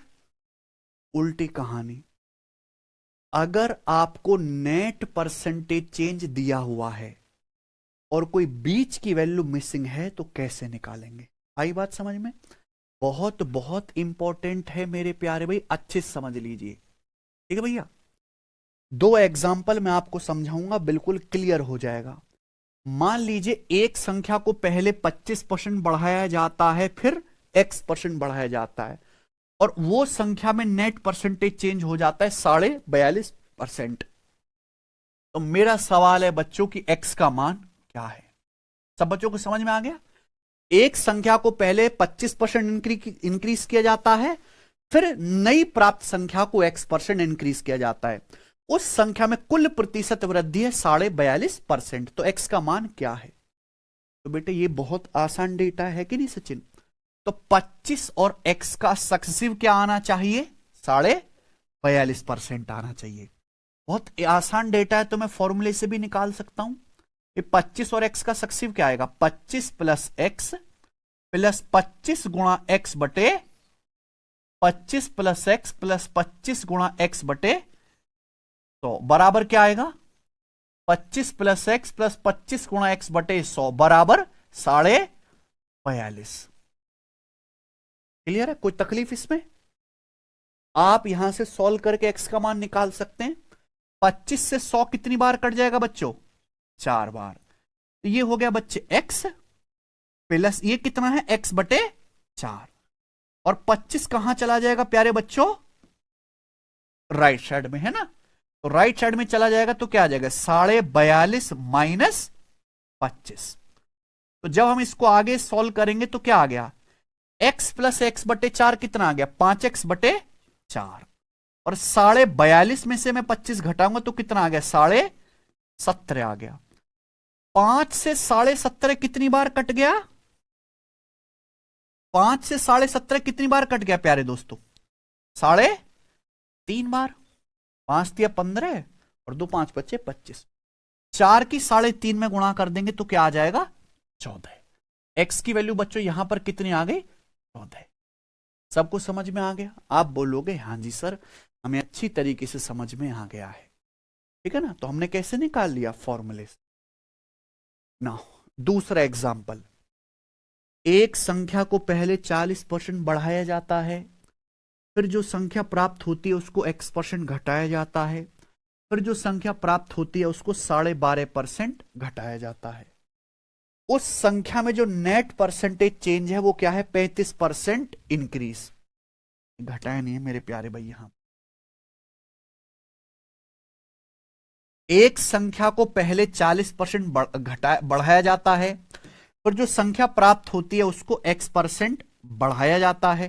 बढ़ाना है मेरे भाई, ठीक है ना, गलत लगा दिया। एक संख्या को पहले 40% बढ़ाया जाता है, फिर जो संख्या प्राप्त होती है उसको x% बढ़ाया जाता है, जो संख्या प्राप्त होती है उसको 12.5% घटाया जाता है।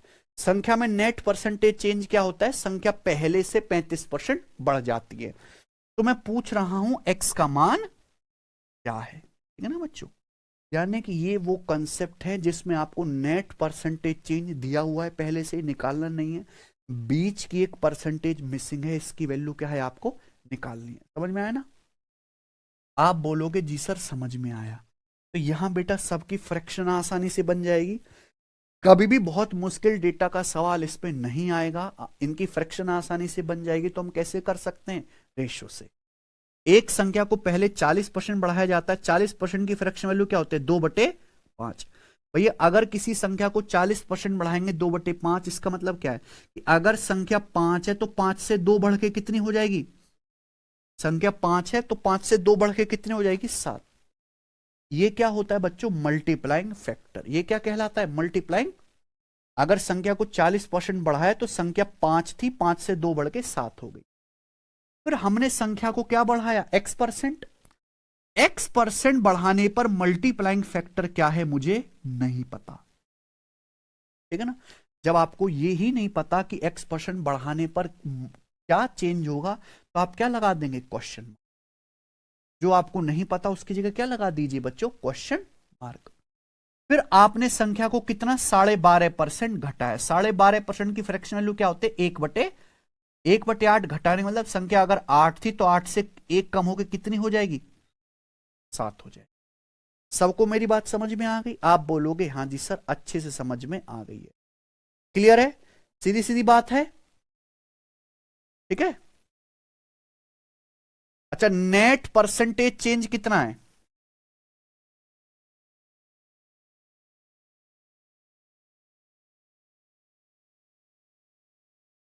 35% है ना ये,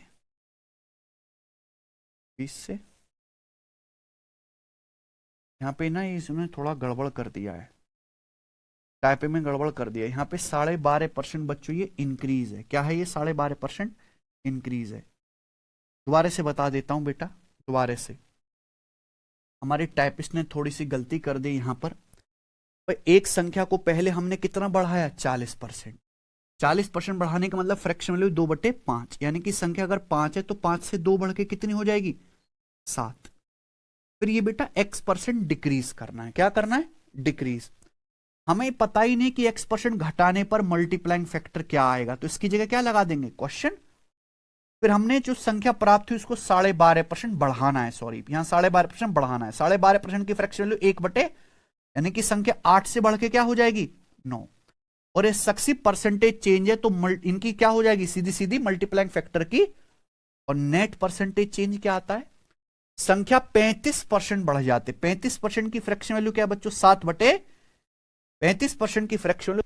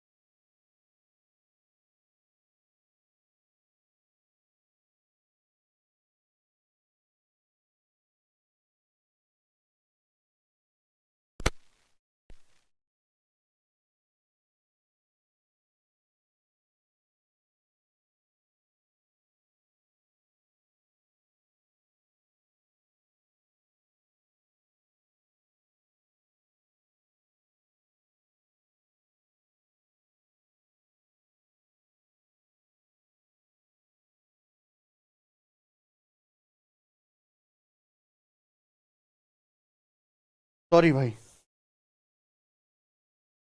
अब आवाज आ रही है बच्चों? बच्चों अब आवाज आ रही है? आ रही है क्या अब?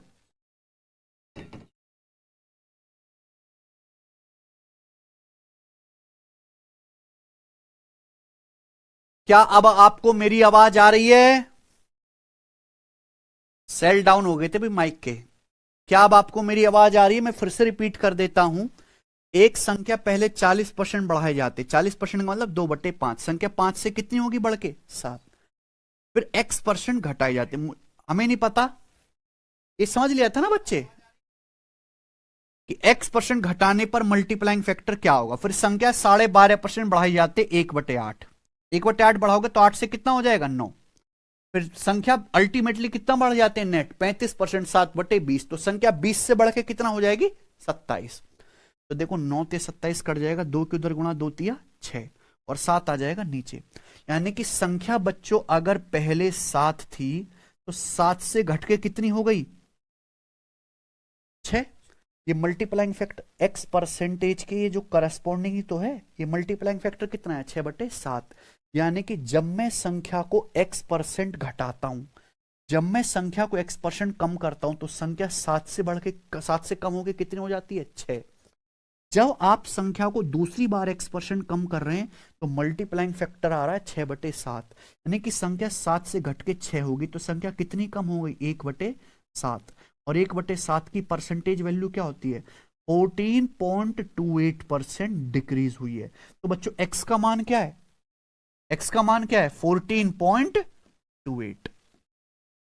ये x की वैल्यू। सबको समझ में आया? किसी को कोई समस्या? यस और नो?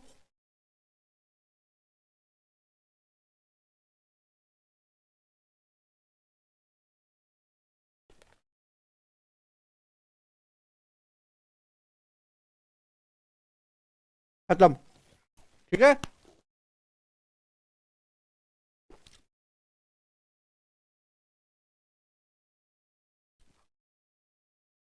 इसी के साथ सक्सेसिव परसेंटेज चेंज, जो परसेंटेज का सबसे इंपॉर्टेंट कॉन्सेप्ट है, पूरी तरीके से खत्म होता है। ठीक है जी, पानी कर देना यार।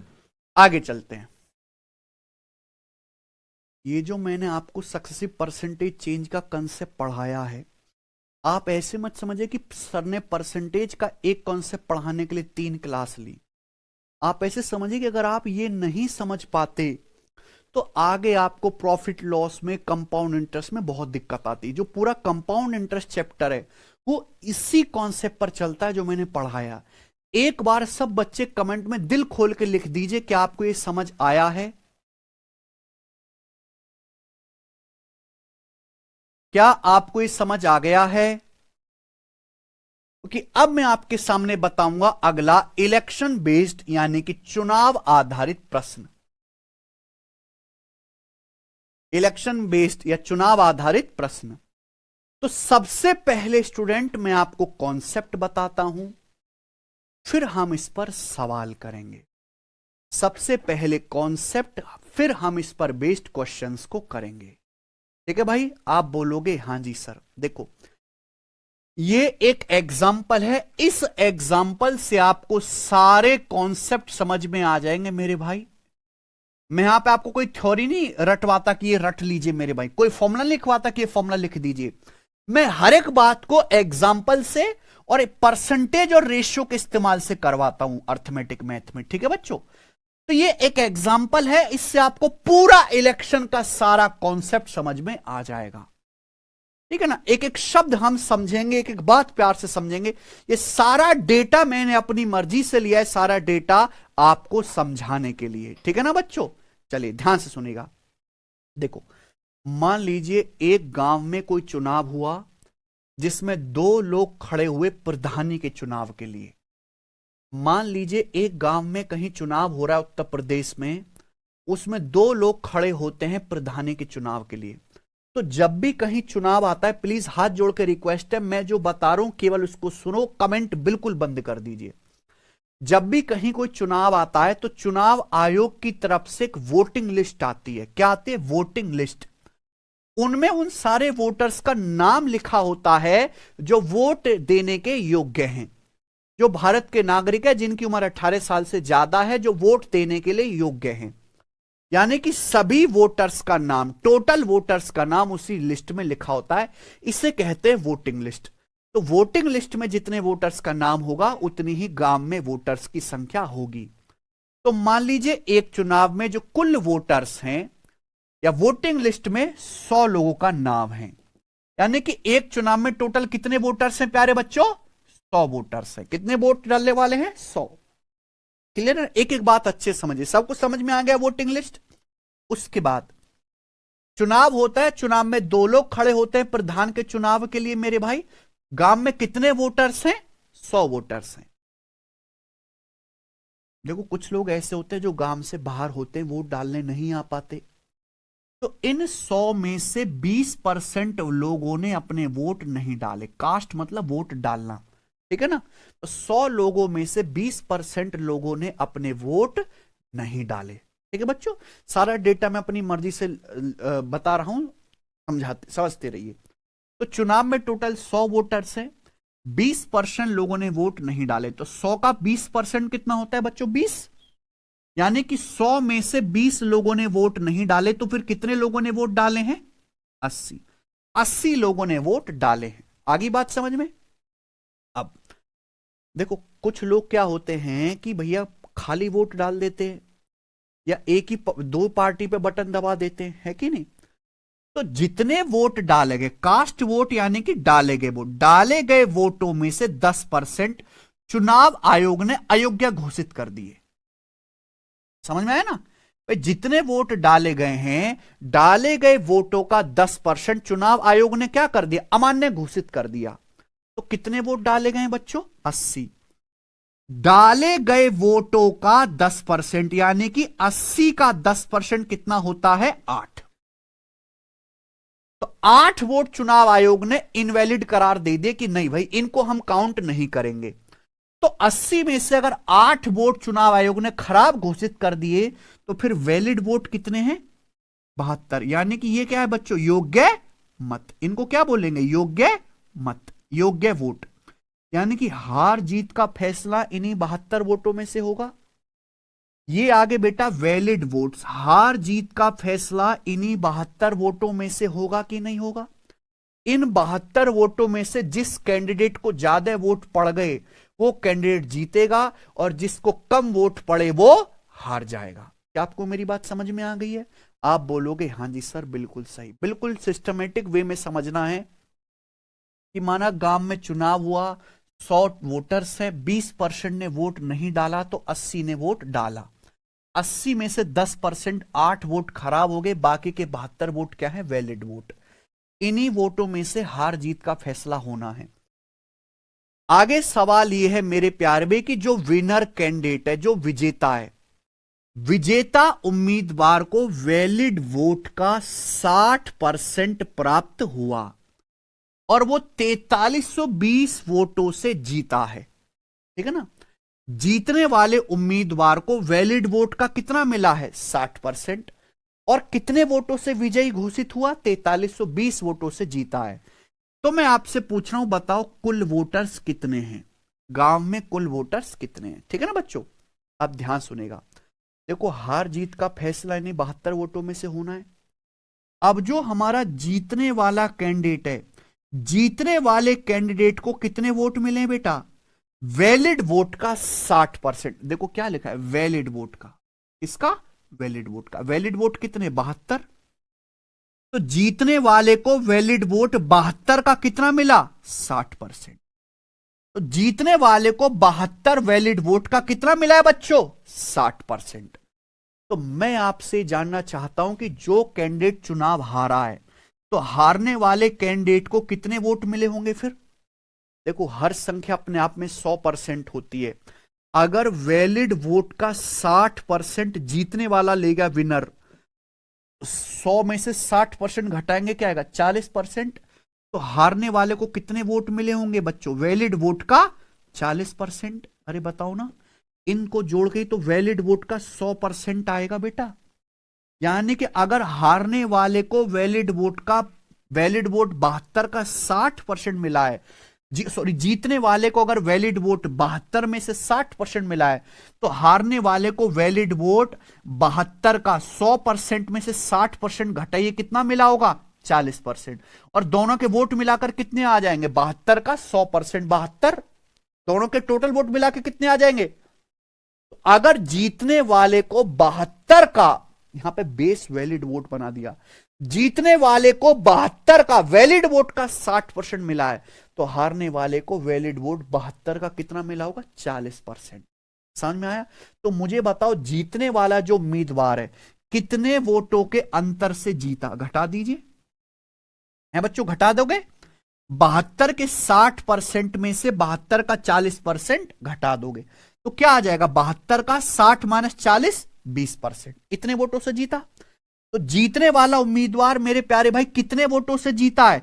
72 के 20% के वोटों से जीता। जीतने वाले में से हारने वाले के वोट घटा दिए तो 72 में से 60 माइनस 40 घटाएंगे 20% आ जाएगा। 72 का 20% कितना आएगा बच्चों?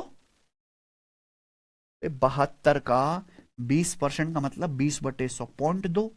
72 की 0.2 में गुणा करेंगे 14.4, यानी कि ये आ गया 14.4। तो यानी कि जीतने वाला उम्मीदवार 14.4 वोटों के अंतर से जीता। जबकि जीता कितने वोटों से है?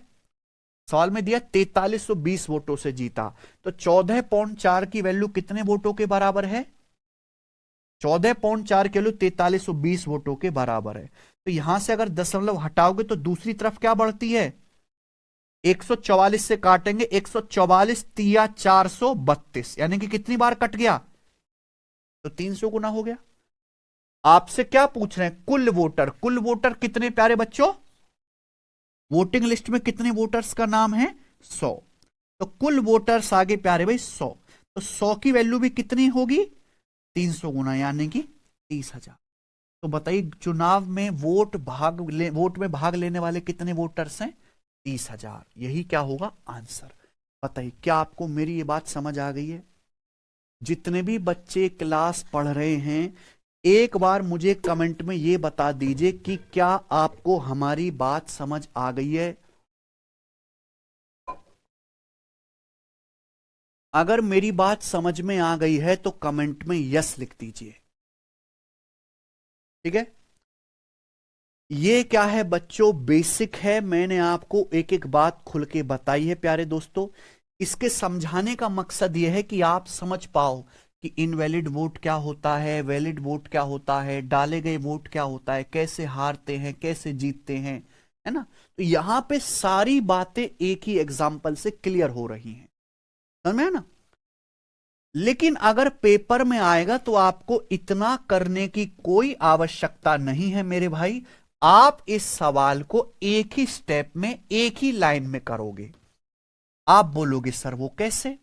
सुनिए बच्चों, मान लीजिए एक गांव में चुनाव हो रहा है। चुनाव में कुल वोटर्स की संख्या कितनी है?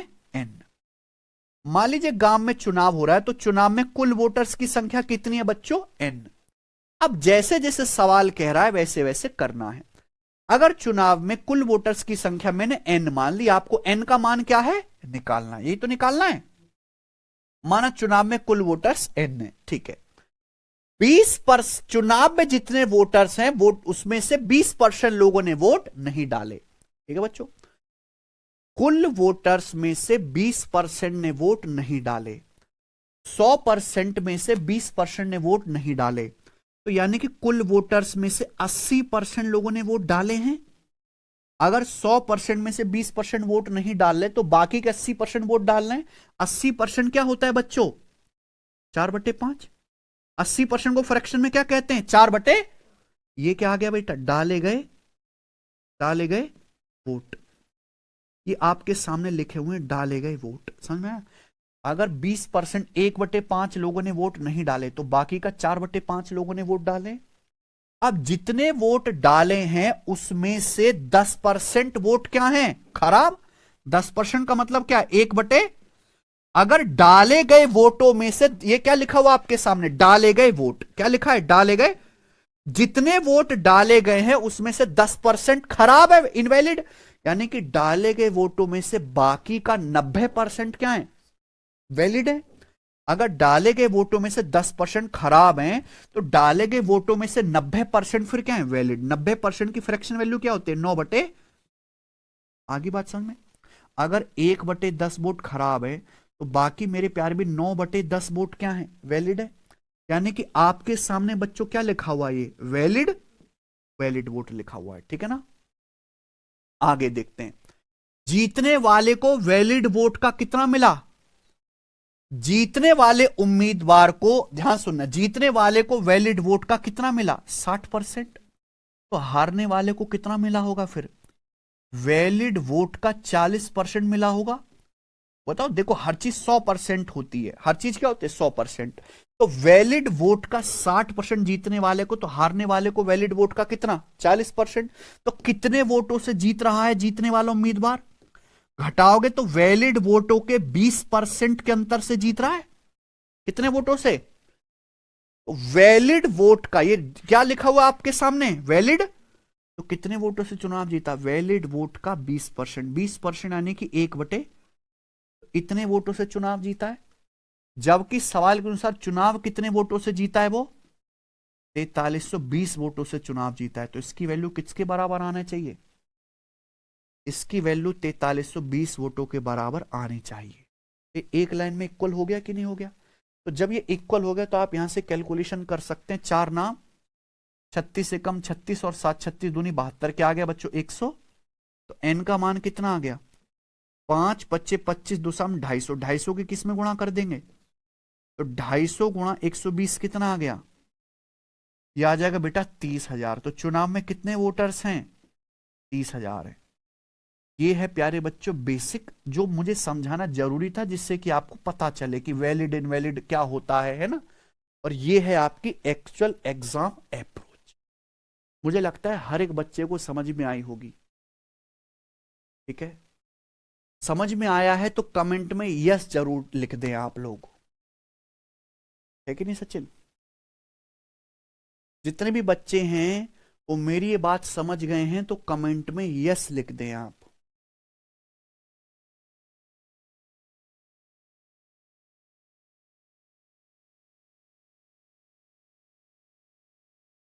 1.5 घंटे में कोटा पूरा हो गया क्या इनका है बस बहुत हो गया अब है।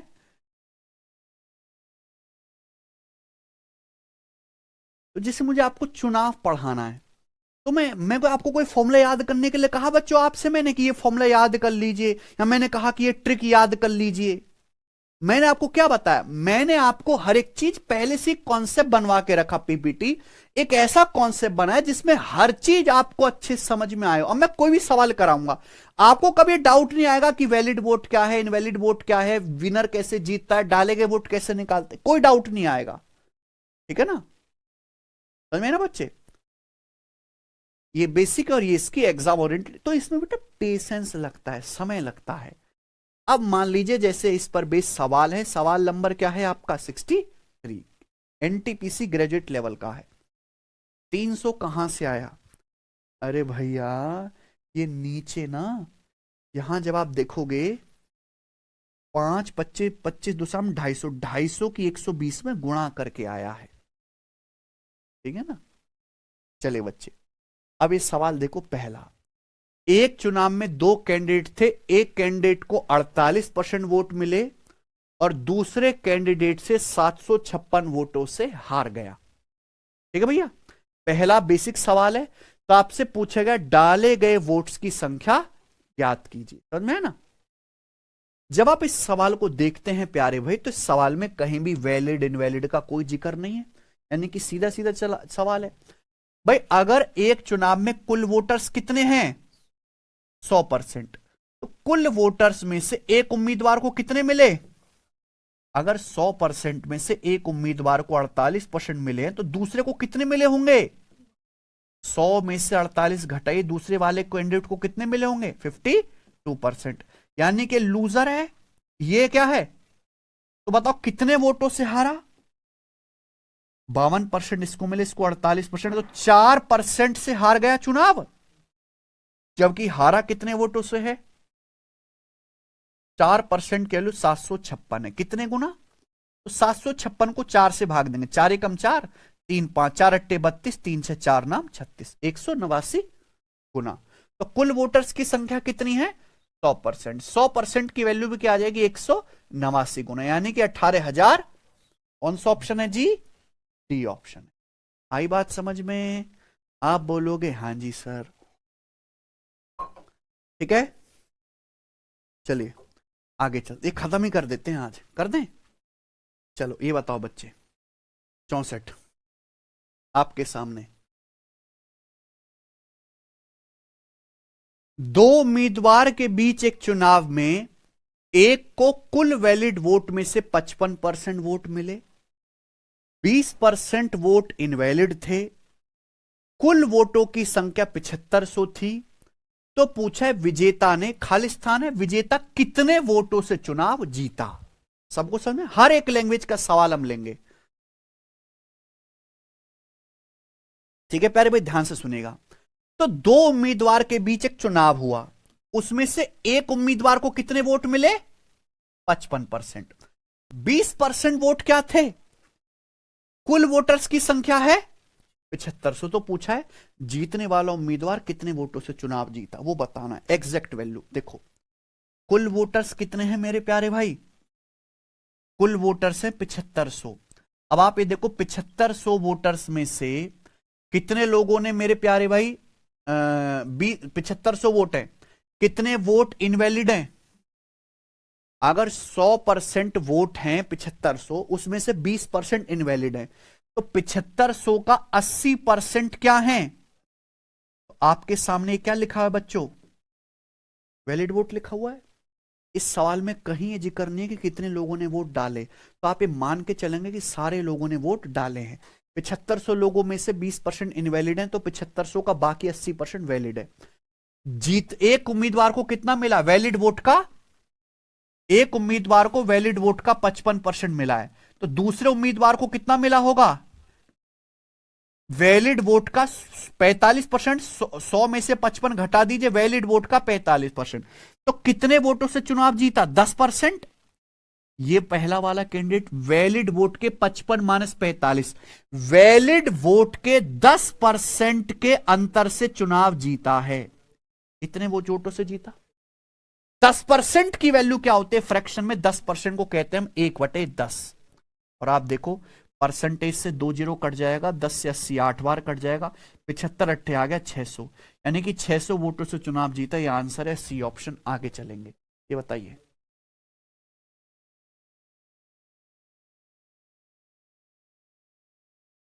अगला, ए बी और सी ने क्या करा बेटे? चुनाव लड़ा। ए को कुल वोटों का 38% मिला। तीन कैंडिडेट हैं ए बी और सी, इन्होंने मस्त जो है चुनाव लड़ा प्रधानी का। ए को कुल वोटों का कितना मिला? 38%। आगे पढ़िए। प्रत्येक 45 वोट के लिए बी को 18 वोट प्राप्त हुए। इस बात का मतलब समझ रहे हैं? बड़ा अलग तरीके से बोला गया है कि अगर 45 वोट डलते हैं गांव में, तो उन 45 वोटों में से 18 वोट बी के नाम के पड़ते हैं। ये बात समझ में आ रही है? सीधा सीधा नहीं बोला गया। हर 45 वोट में से 18 वोट किसके नाम के पड़ते हैं? बी के नाम के। यानी कि बी को कितने वोट मिलते हैं टोटल का? 9 दूनी 18, 9 पंजे 45, 2/5। 2/5 कितना हो गया? 40%। तो मैंने ये पता लगा लिया कि बी को 40% वोट मिलते हैं। तो आप मुझे बताइए बच्चों, सी को कितने वोट मिले होंगे फिर? भाई टोटल तो 100% है ना। 100% में से 38 प्लस 40 78% ये दोनों ले गए, ए और बी। तो 100 में से 78 घटाइए, यानी कि सी को कितने वोट मिले? 22% वोट मिले। ये बात सही है? ठीक है। अब सवाल को आगे पढ़ते हैं। विजेता को सबसे कम वोट प्राप्त करने वाले आदमी से 5760 अधिक वोट प्राप्त हुए। ठीक है ना? डाले गए वोटों की संख्या क्या है? तो आप मुझे बताओ विजेता कौन होगा जिसको सबसे ज्यादा वोट मिलेंगे, यानी कि कौन है आपका? बी। ये क्या है आपका? विजेता। सबसे कम वोट तीनों में किसको मिले हैं?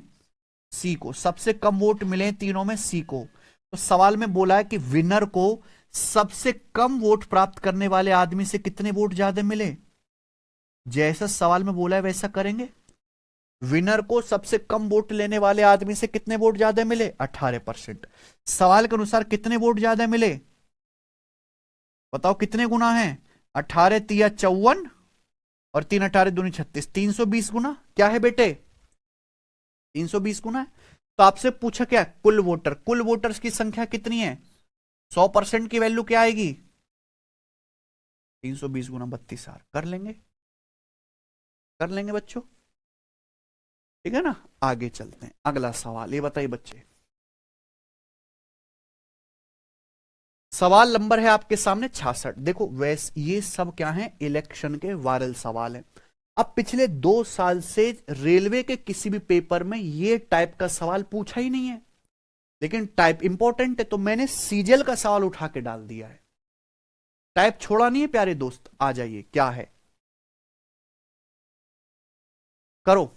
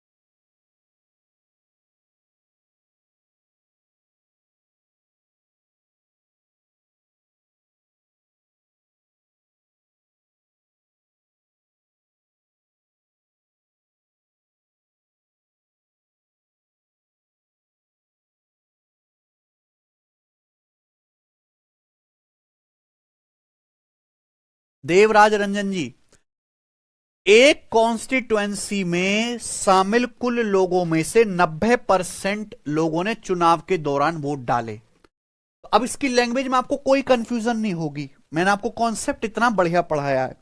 कितने लोगों ने वोट डाले बच्चे? 80% लोगों ने वोट डाले।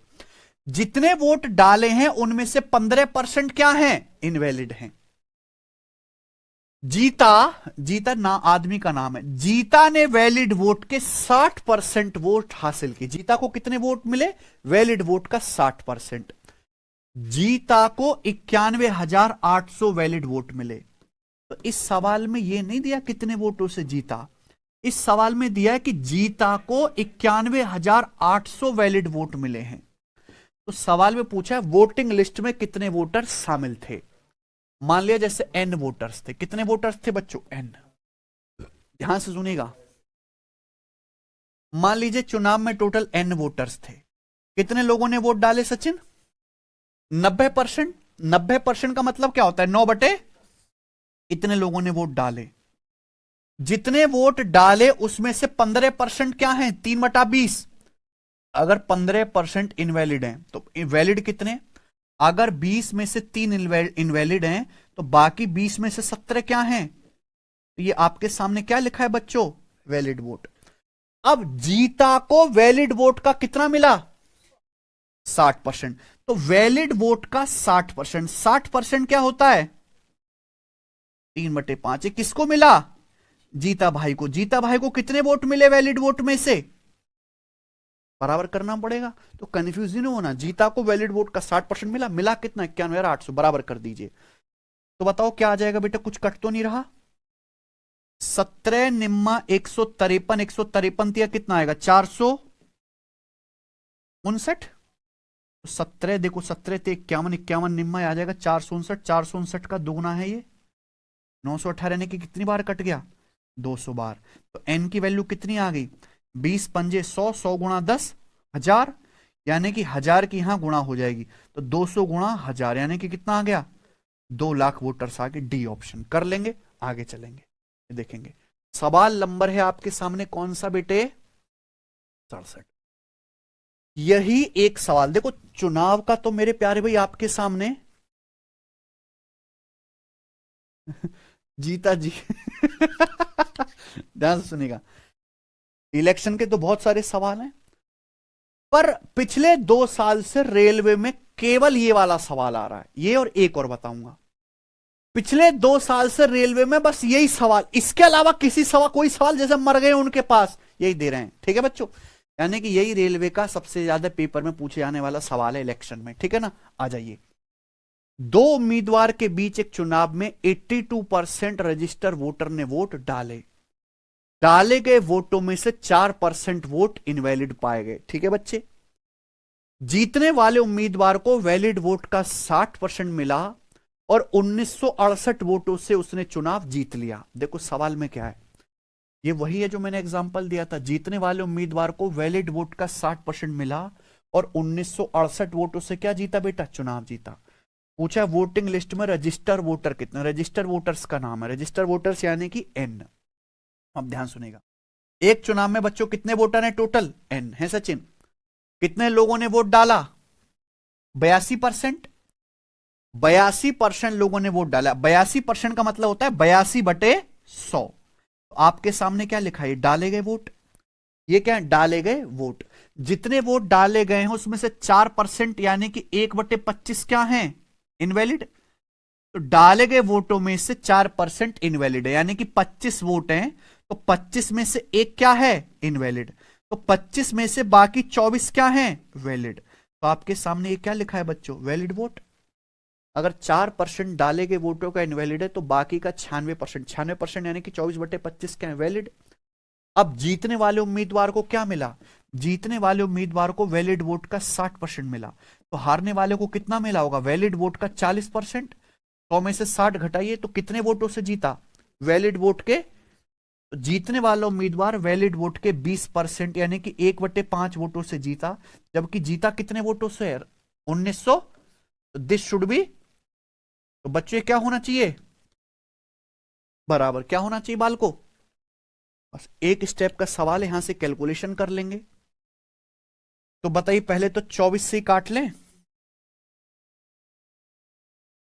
24 अट्ठे 192 और 4 24 दूनी 82 से 82। तो एन की वैल्यू कितनी आ गई? सीधी इसकी गुणा होगी 25 पंजे 125 गुणा 100 यानी कि 12,500। ठीक है ना? ठीक है बच्चों। देखो, हालांकि रेलवे में जो सवाल आ रहे हैं वो सब इतने लीचड़ हैं कि ऑप्शन से ही हो जा रहे हैं। आई जैसे ये सब इस सवाल के आंसर हो ही नहीं सकते कभी। मान लो 82% वोटर ने वोट डाला, अगर 12,500 एक टोटल वोट होंगे, इसका 82% तो दशमलव में चला जाएगा, ये भी दशमलव में चला जाएगा, ये भी दशमलव में चला जाएगा। तो क्या आंसर हो सकता है केवल इस सवाल का? है ना? ऑप्शन भी बहुत गंदे सेट करा, प्रीवियस ईयर के सारे सवाल देखना ऐसी ऑप्शन सेट हैं गंदे से। आइए अगला सवाल देखते हैं। सवाल नंबर है 68। ये देखिए, ये सवाल बहुत ज्यादा इंपॉर्टेंट है। रेलवे इसको नहीं पूछ रहा है बिल्कुल भी। 2 साल से रेलवे ने बस यही सवाल पूछा है एक। अब मैं आपको कैसे करा दूं, प्रीवियस में छूट छांट के सवाल जब आया ही ये है, यही सवाल 100 बार आया, तो क्या मैं यही 100 सवाल करा दूं? कोई फायदा नहीं। लेकिन ये सवाल भी इंपॉर्टेंट है। वो अलग बात है कि रेलवे में नहीं आ रहा है मेरे भाई, इसको समझना बहुत जरूरी है। ठीक है ना? चलिए ध्यान से समझिएगा। ये सवाल पिछले सवालों से अलग क्यों है, बताओ जरा।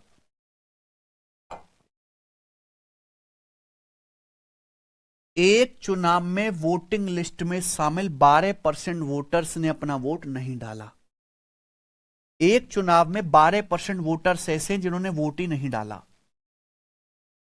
84 वोटर्स ने अपने वोट खाली डाले, यानी कि 84 वोट्स क्या हो गए? इनवैलिड। इनवैलिड हो गए। केवल 2 कैंडिडेट खड़े हुए थे, रामज्ञा और श्रवण। विनर रामज्ञा को सूची के सभी मतदाताओं का, यानी कि टोटल वोटर्स का कितना परसेंट समर्थन मिला? 54%।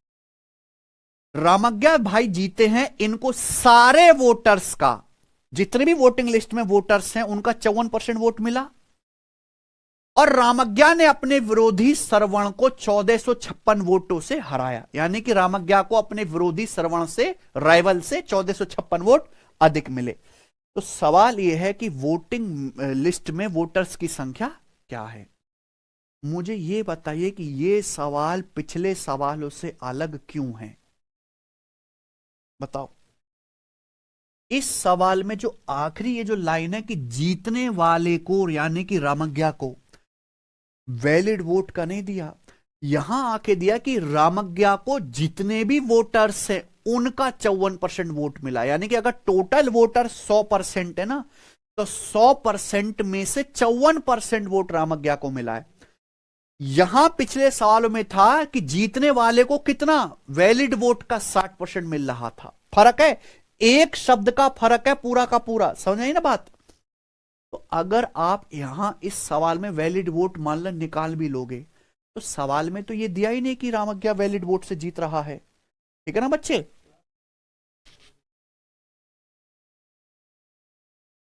क्या क्या हुआ?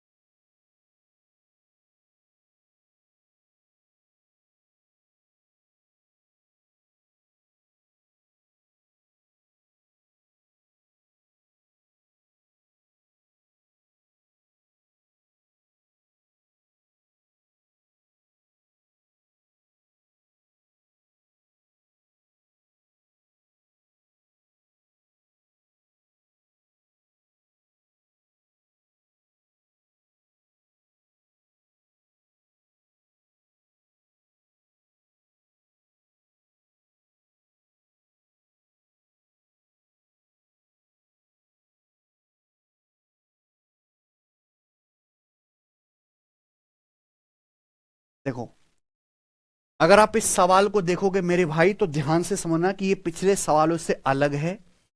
यहां विनर को टोटल वोटर्स का कितना मिला है? 54%। टोटल वोटर्स का 54%। पिछले वालों से अलग है। इस सवाल को करने का एक स्पेशल तरीका, अगर आपने ये तरीका लगाया तो ही जल्दी आंसर आएगा, वरना नहीं आएगा। आपसे पूछा है वोटिंग लिस्ट में वोटर की कुल संख्या ज्ञात कीजिए। बेटा कुल वोटर्स कितने होते हैं? 100%। तो इसका बेस्ट तरीका क्या है कि सब कुछ जोड़ जाड़ के किसके बराबर आना चाहिए? 100% के बराबर आना चाहिए, सब कुछ जोड़ जाड़ के। अब आप देखो, एक चुनाव में मेरे प्यारे भाई 12% लोग ऐसे हैं जिन्होंने वोट ही नहीं डाला। कितने? 12%। ठीक है भाई। जितने वोट डले हैं उसमें से 84 वोट्स क्या हैं? खाली। 84 वोट्स खाली है, इनवैलिड है। जीतने वाले को सभी वोट्स में से कितना मिला? 54%। जीतने वाले को विनर, यानी कि विनर को कितना वोट मिला? अगर टोटल वोटर 100% है तो 100% का 54% किसको मिला है? जीतने वाले को। यानी कि विनर को कितने वोट मिले? 54%। 54% जीतने वाले को मिले। और जीतने वाले को अपने विरोधी श्रवण से कितने वोट मिले? 1456 अधिक वोट मिले। अगर जीतने वाले को 54% वोट मिले हैं और अपने विरोधी से 1456 वोट ज्यादा मिले, यानी कि हारने वाले को उल्टा सोचो, जीतने वाले बंदे से 1456 वोट कम मिले होंगे, लूजर को विनर से 1456 वोट कम मिले होंगे। समझ में आ रहा है? अगर देखो टोटल वोटर है 100%, 100% में से 12% ने वोट ही नहीं डाला। 84 वोट्स कैसे हैं? खाली।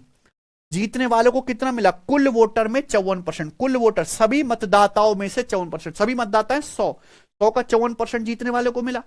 और जीतने वाला उम्मीदवार 1456 वोटों से जीता है, अपने विरोधी श्रवण से 1456 वोट अधिक मिले। तो हारने वाले को जीतने वाले से 54% से 1456 वोट कम मिलेंगे। और इन सब को जोड़कर किसके बराबर आना चाहिए? टोटल हारने वाले के वोट, जीतने वाले के वोट, खराब वोट, ना डाले गए वोट बराबर कुल वोट। बस यही लॉजिक है। इससे आसान लॉजिक तो पूरी दुनिया में है नहीं। आप बोलोगे सर बेस्ट तरीका इन द वर्ल्ड सवाल को करने का, तो 100% परसेंटेज वाली चीज आप पहले जोड़ लो। ये क्या आएगा? 54 प्लस 54, 54 प्लस 54 108%। और ये 12 कितना आ गया? 120%। 120% आ गया। और आप ये देख लो मेरे प्यारे भी, क्या आ गया? 84 माइनस 1400, तो कितना आ गया बच्चों? ये 84 में से आप 1456 घटा दोगे, तो पहले 56 घटा लो 1400, फिर 28 और कम कर दो, कितना आ गया? 1372। समझे बच्चों? अब 100 उधर जाएगा, 120 में से 100 घटाऊंगा, क्या आएगा? तो 20% की वैल्यू कितनी है सवाल में? 20% की वैल्यू सवाल में 1372 है। आपसे क्या पूछा है? कुल वोटर्स की, यानी कि क्या पूछा हुआ बच्चों आपसे? 100%। क्या पूछा है? अगर 20% की वैल्यू आ गई तो 100% की वैल्यू डायरेक्ट पूछे तो 20 को 5 से गुणा कर दो, क्या आ जाएगा? सीधा 100% की वैल्यू। तो 1372 का क्या आ जाएगा? 5 गुना, यानी कि 6500। 1300 का 5 गुना 6500, 72 पंजे 360, 6200 और 360 क्या आ गया? कौन सा है बेटे? पूरी दुनिया आप खोज लीजिए, कोई किताब खोज लीजिए, कहीं यूट्यूब खंगाल लीजिए, इससे बढ़िया तरीका इस सवाल को करने का है नहीं। ठीक है मेरे भाई? चलिए, बहुत ठीक है मेरे भाई। इसी के साथ इलेक्शन वाला सवाल खत्म होता है, इलेक्शन वाला पूरा टाइप। ठीक है मैंने आपको तो काफी सवाल करा दिए। अगर आप थोड़ा स्पीड में पढ़ते तो आज ही खत्म कर देता। 2-4 सवाल रह गए, इनको हम करेंगे कल। ठीक है ना? आज इतना ही छोड़ते हैं, कल करेंगे। कल हम रेशियो भी शुरू कर देंगे। बाय।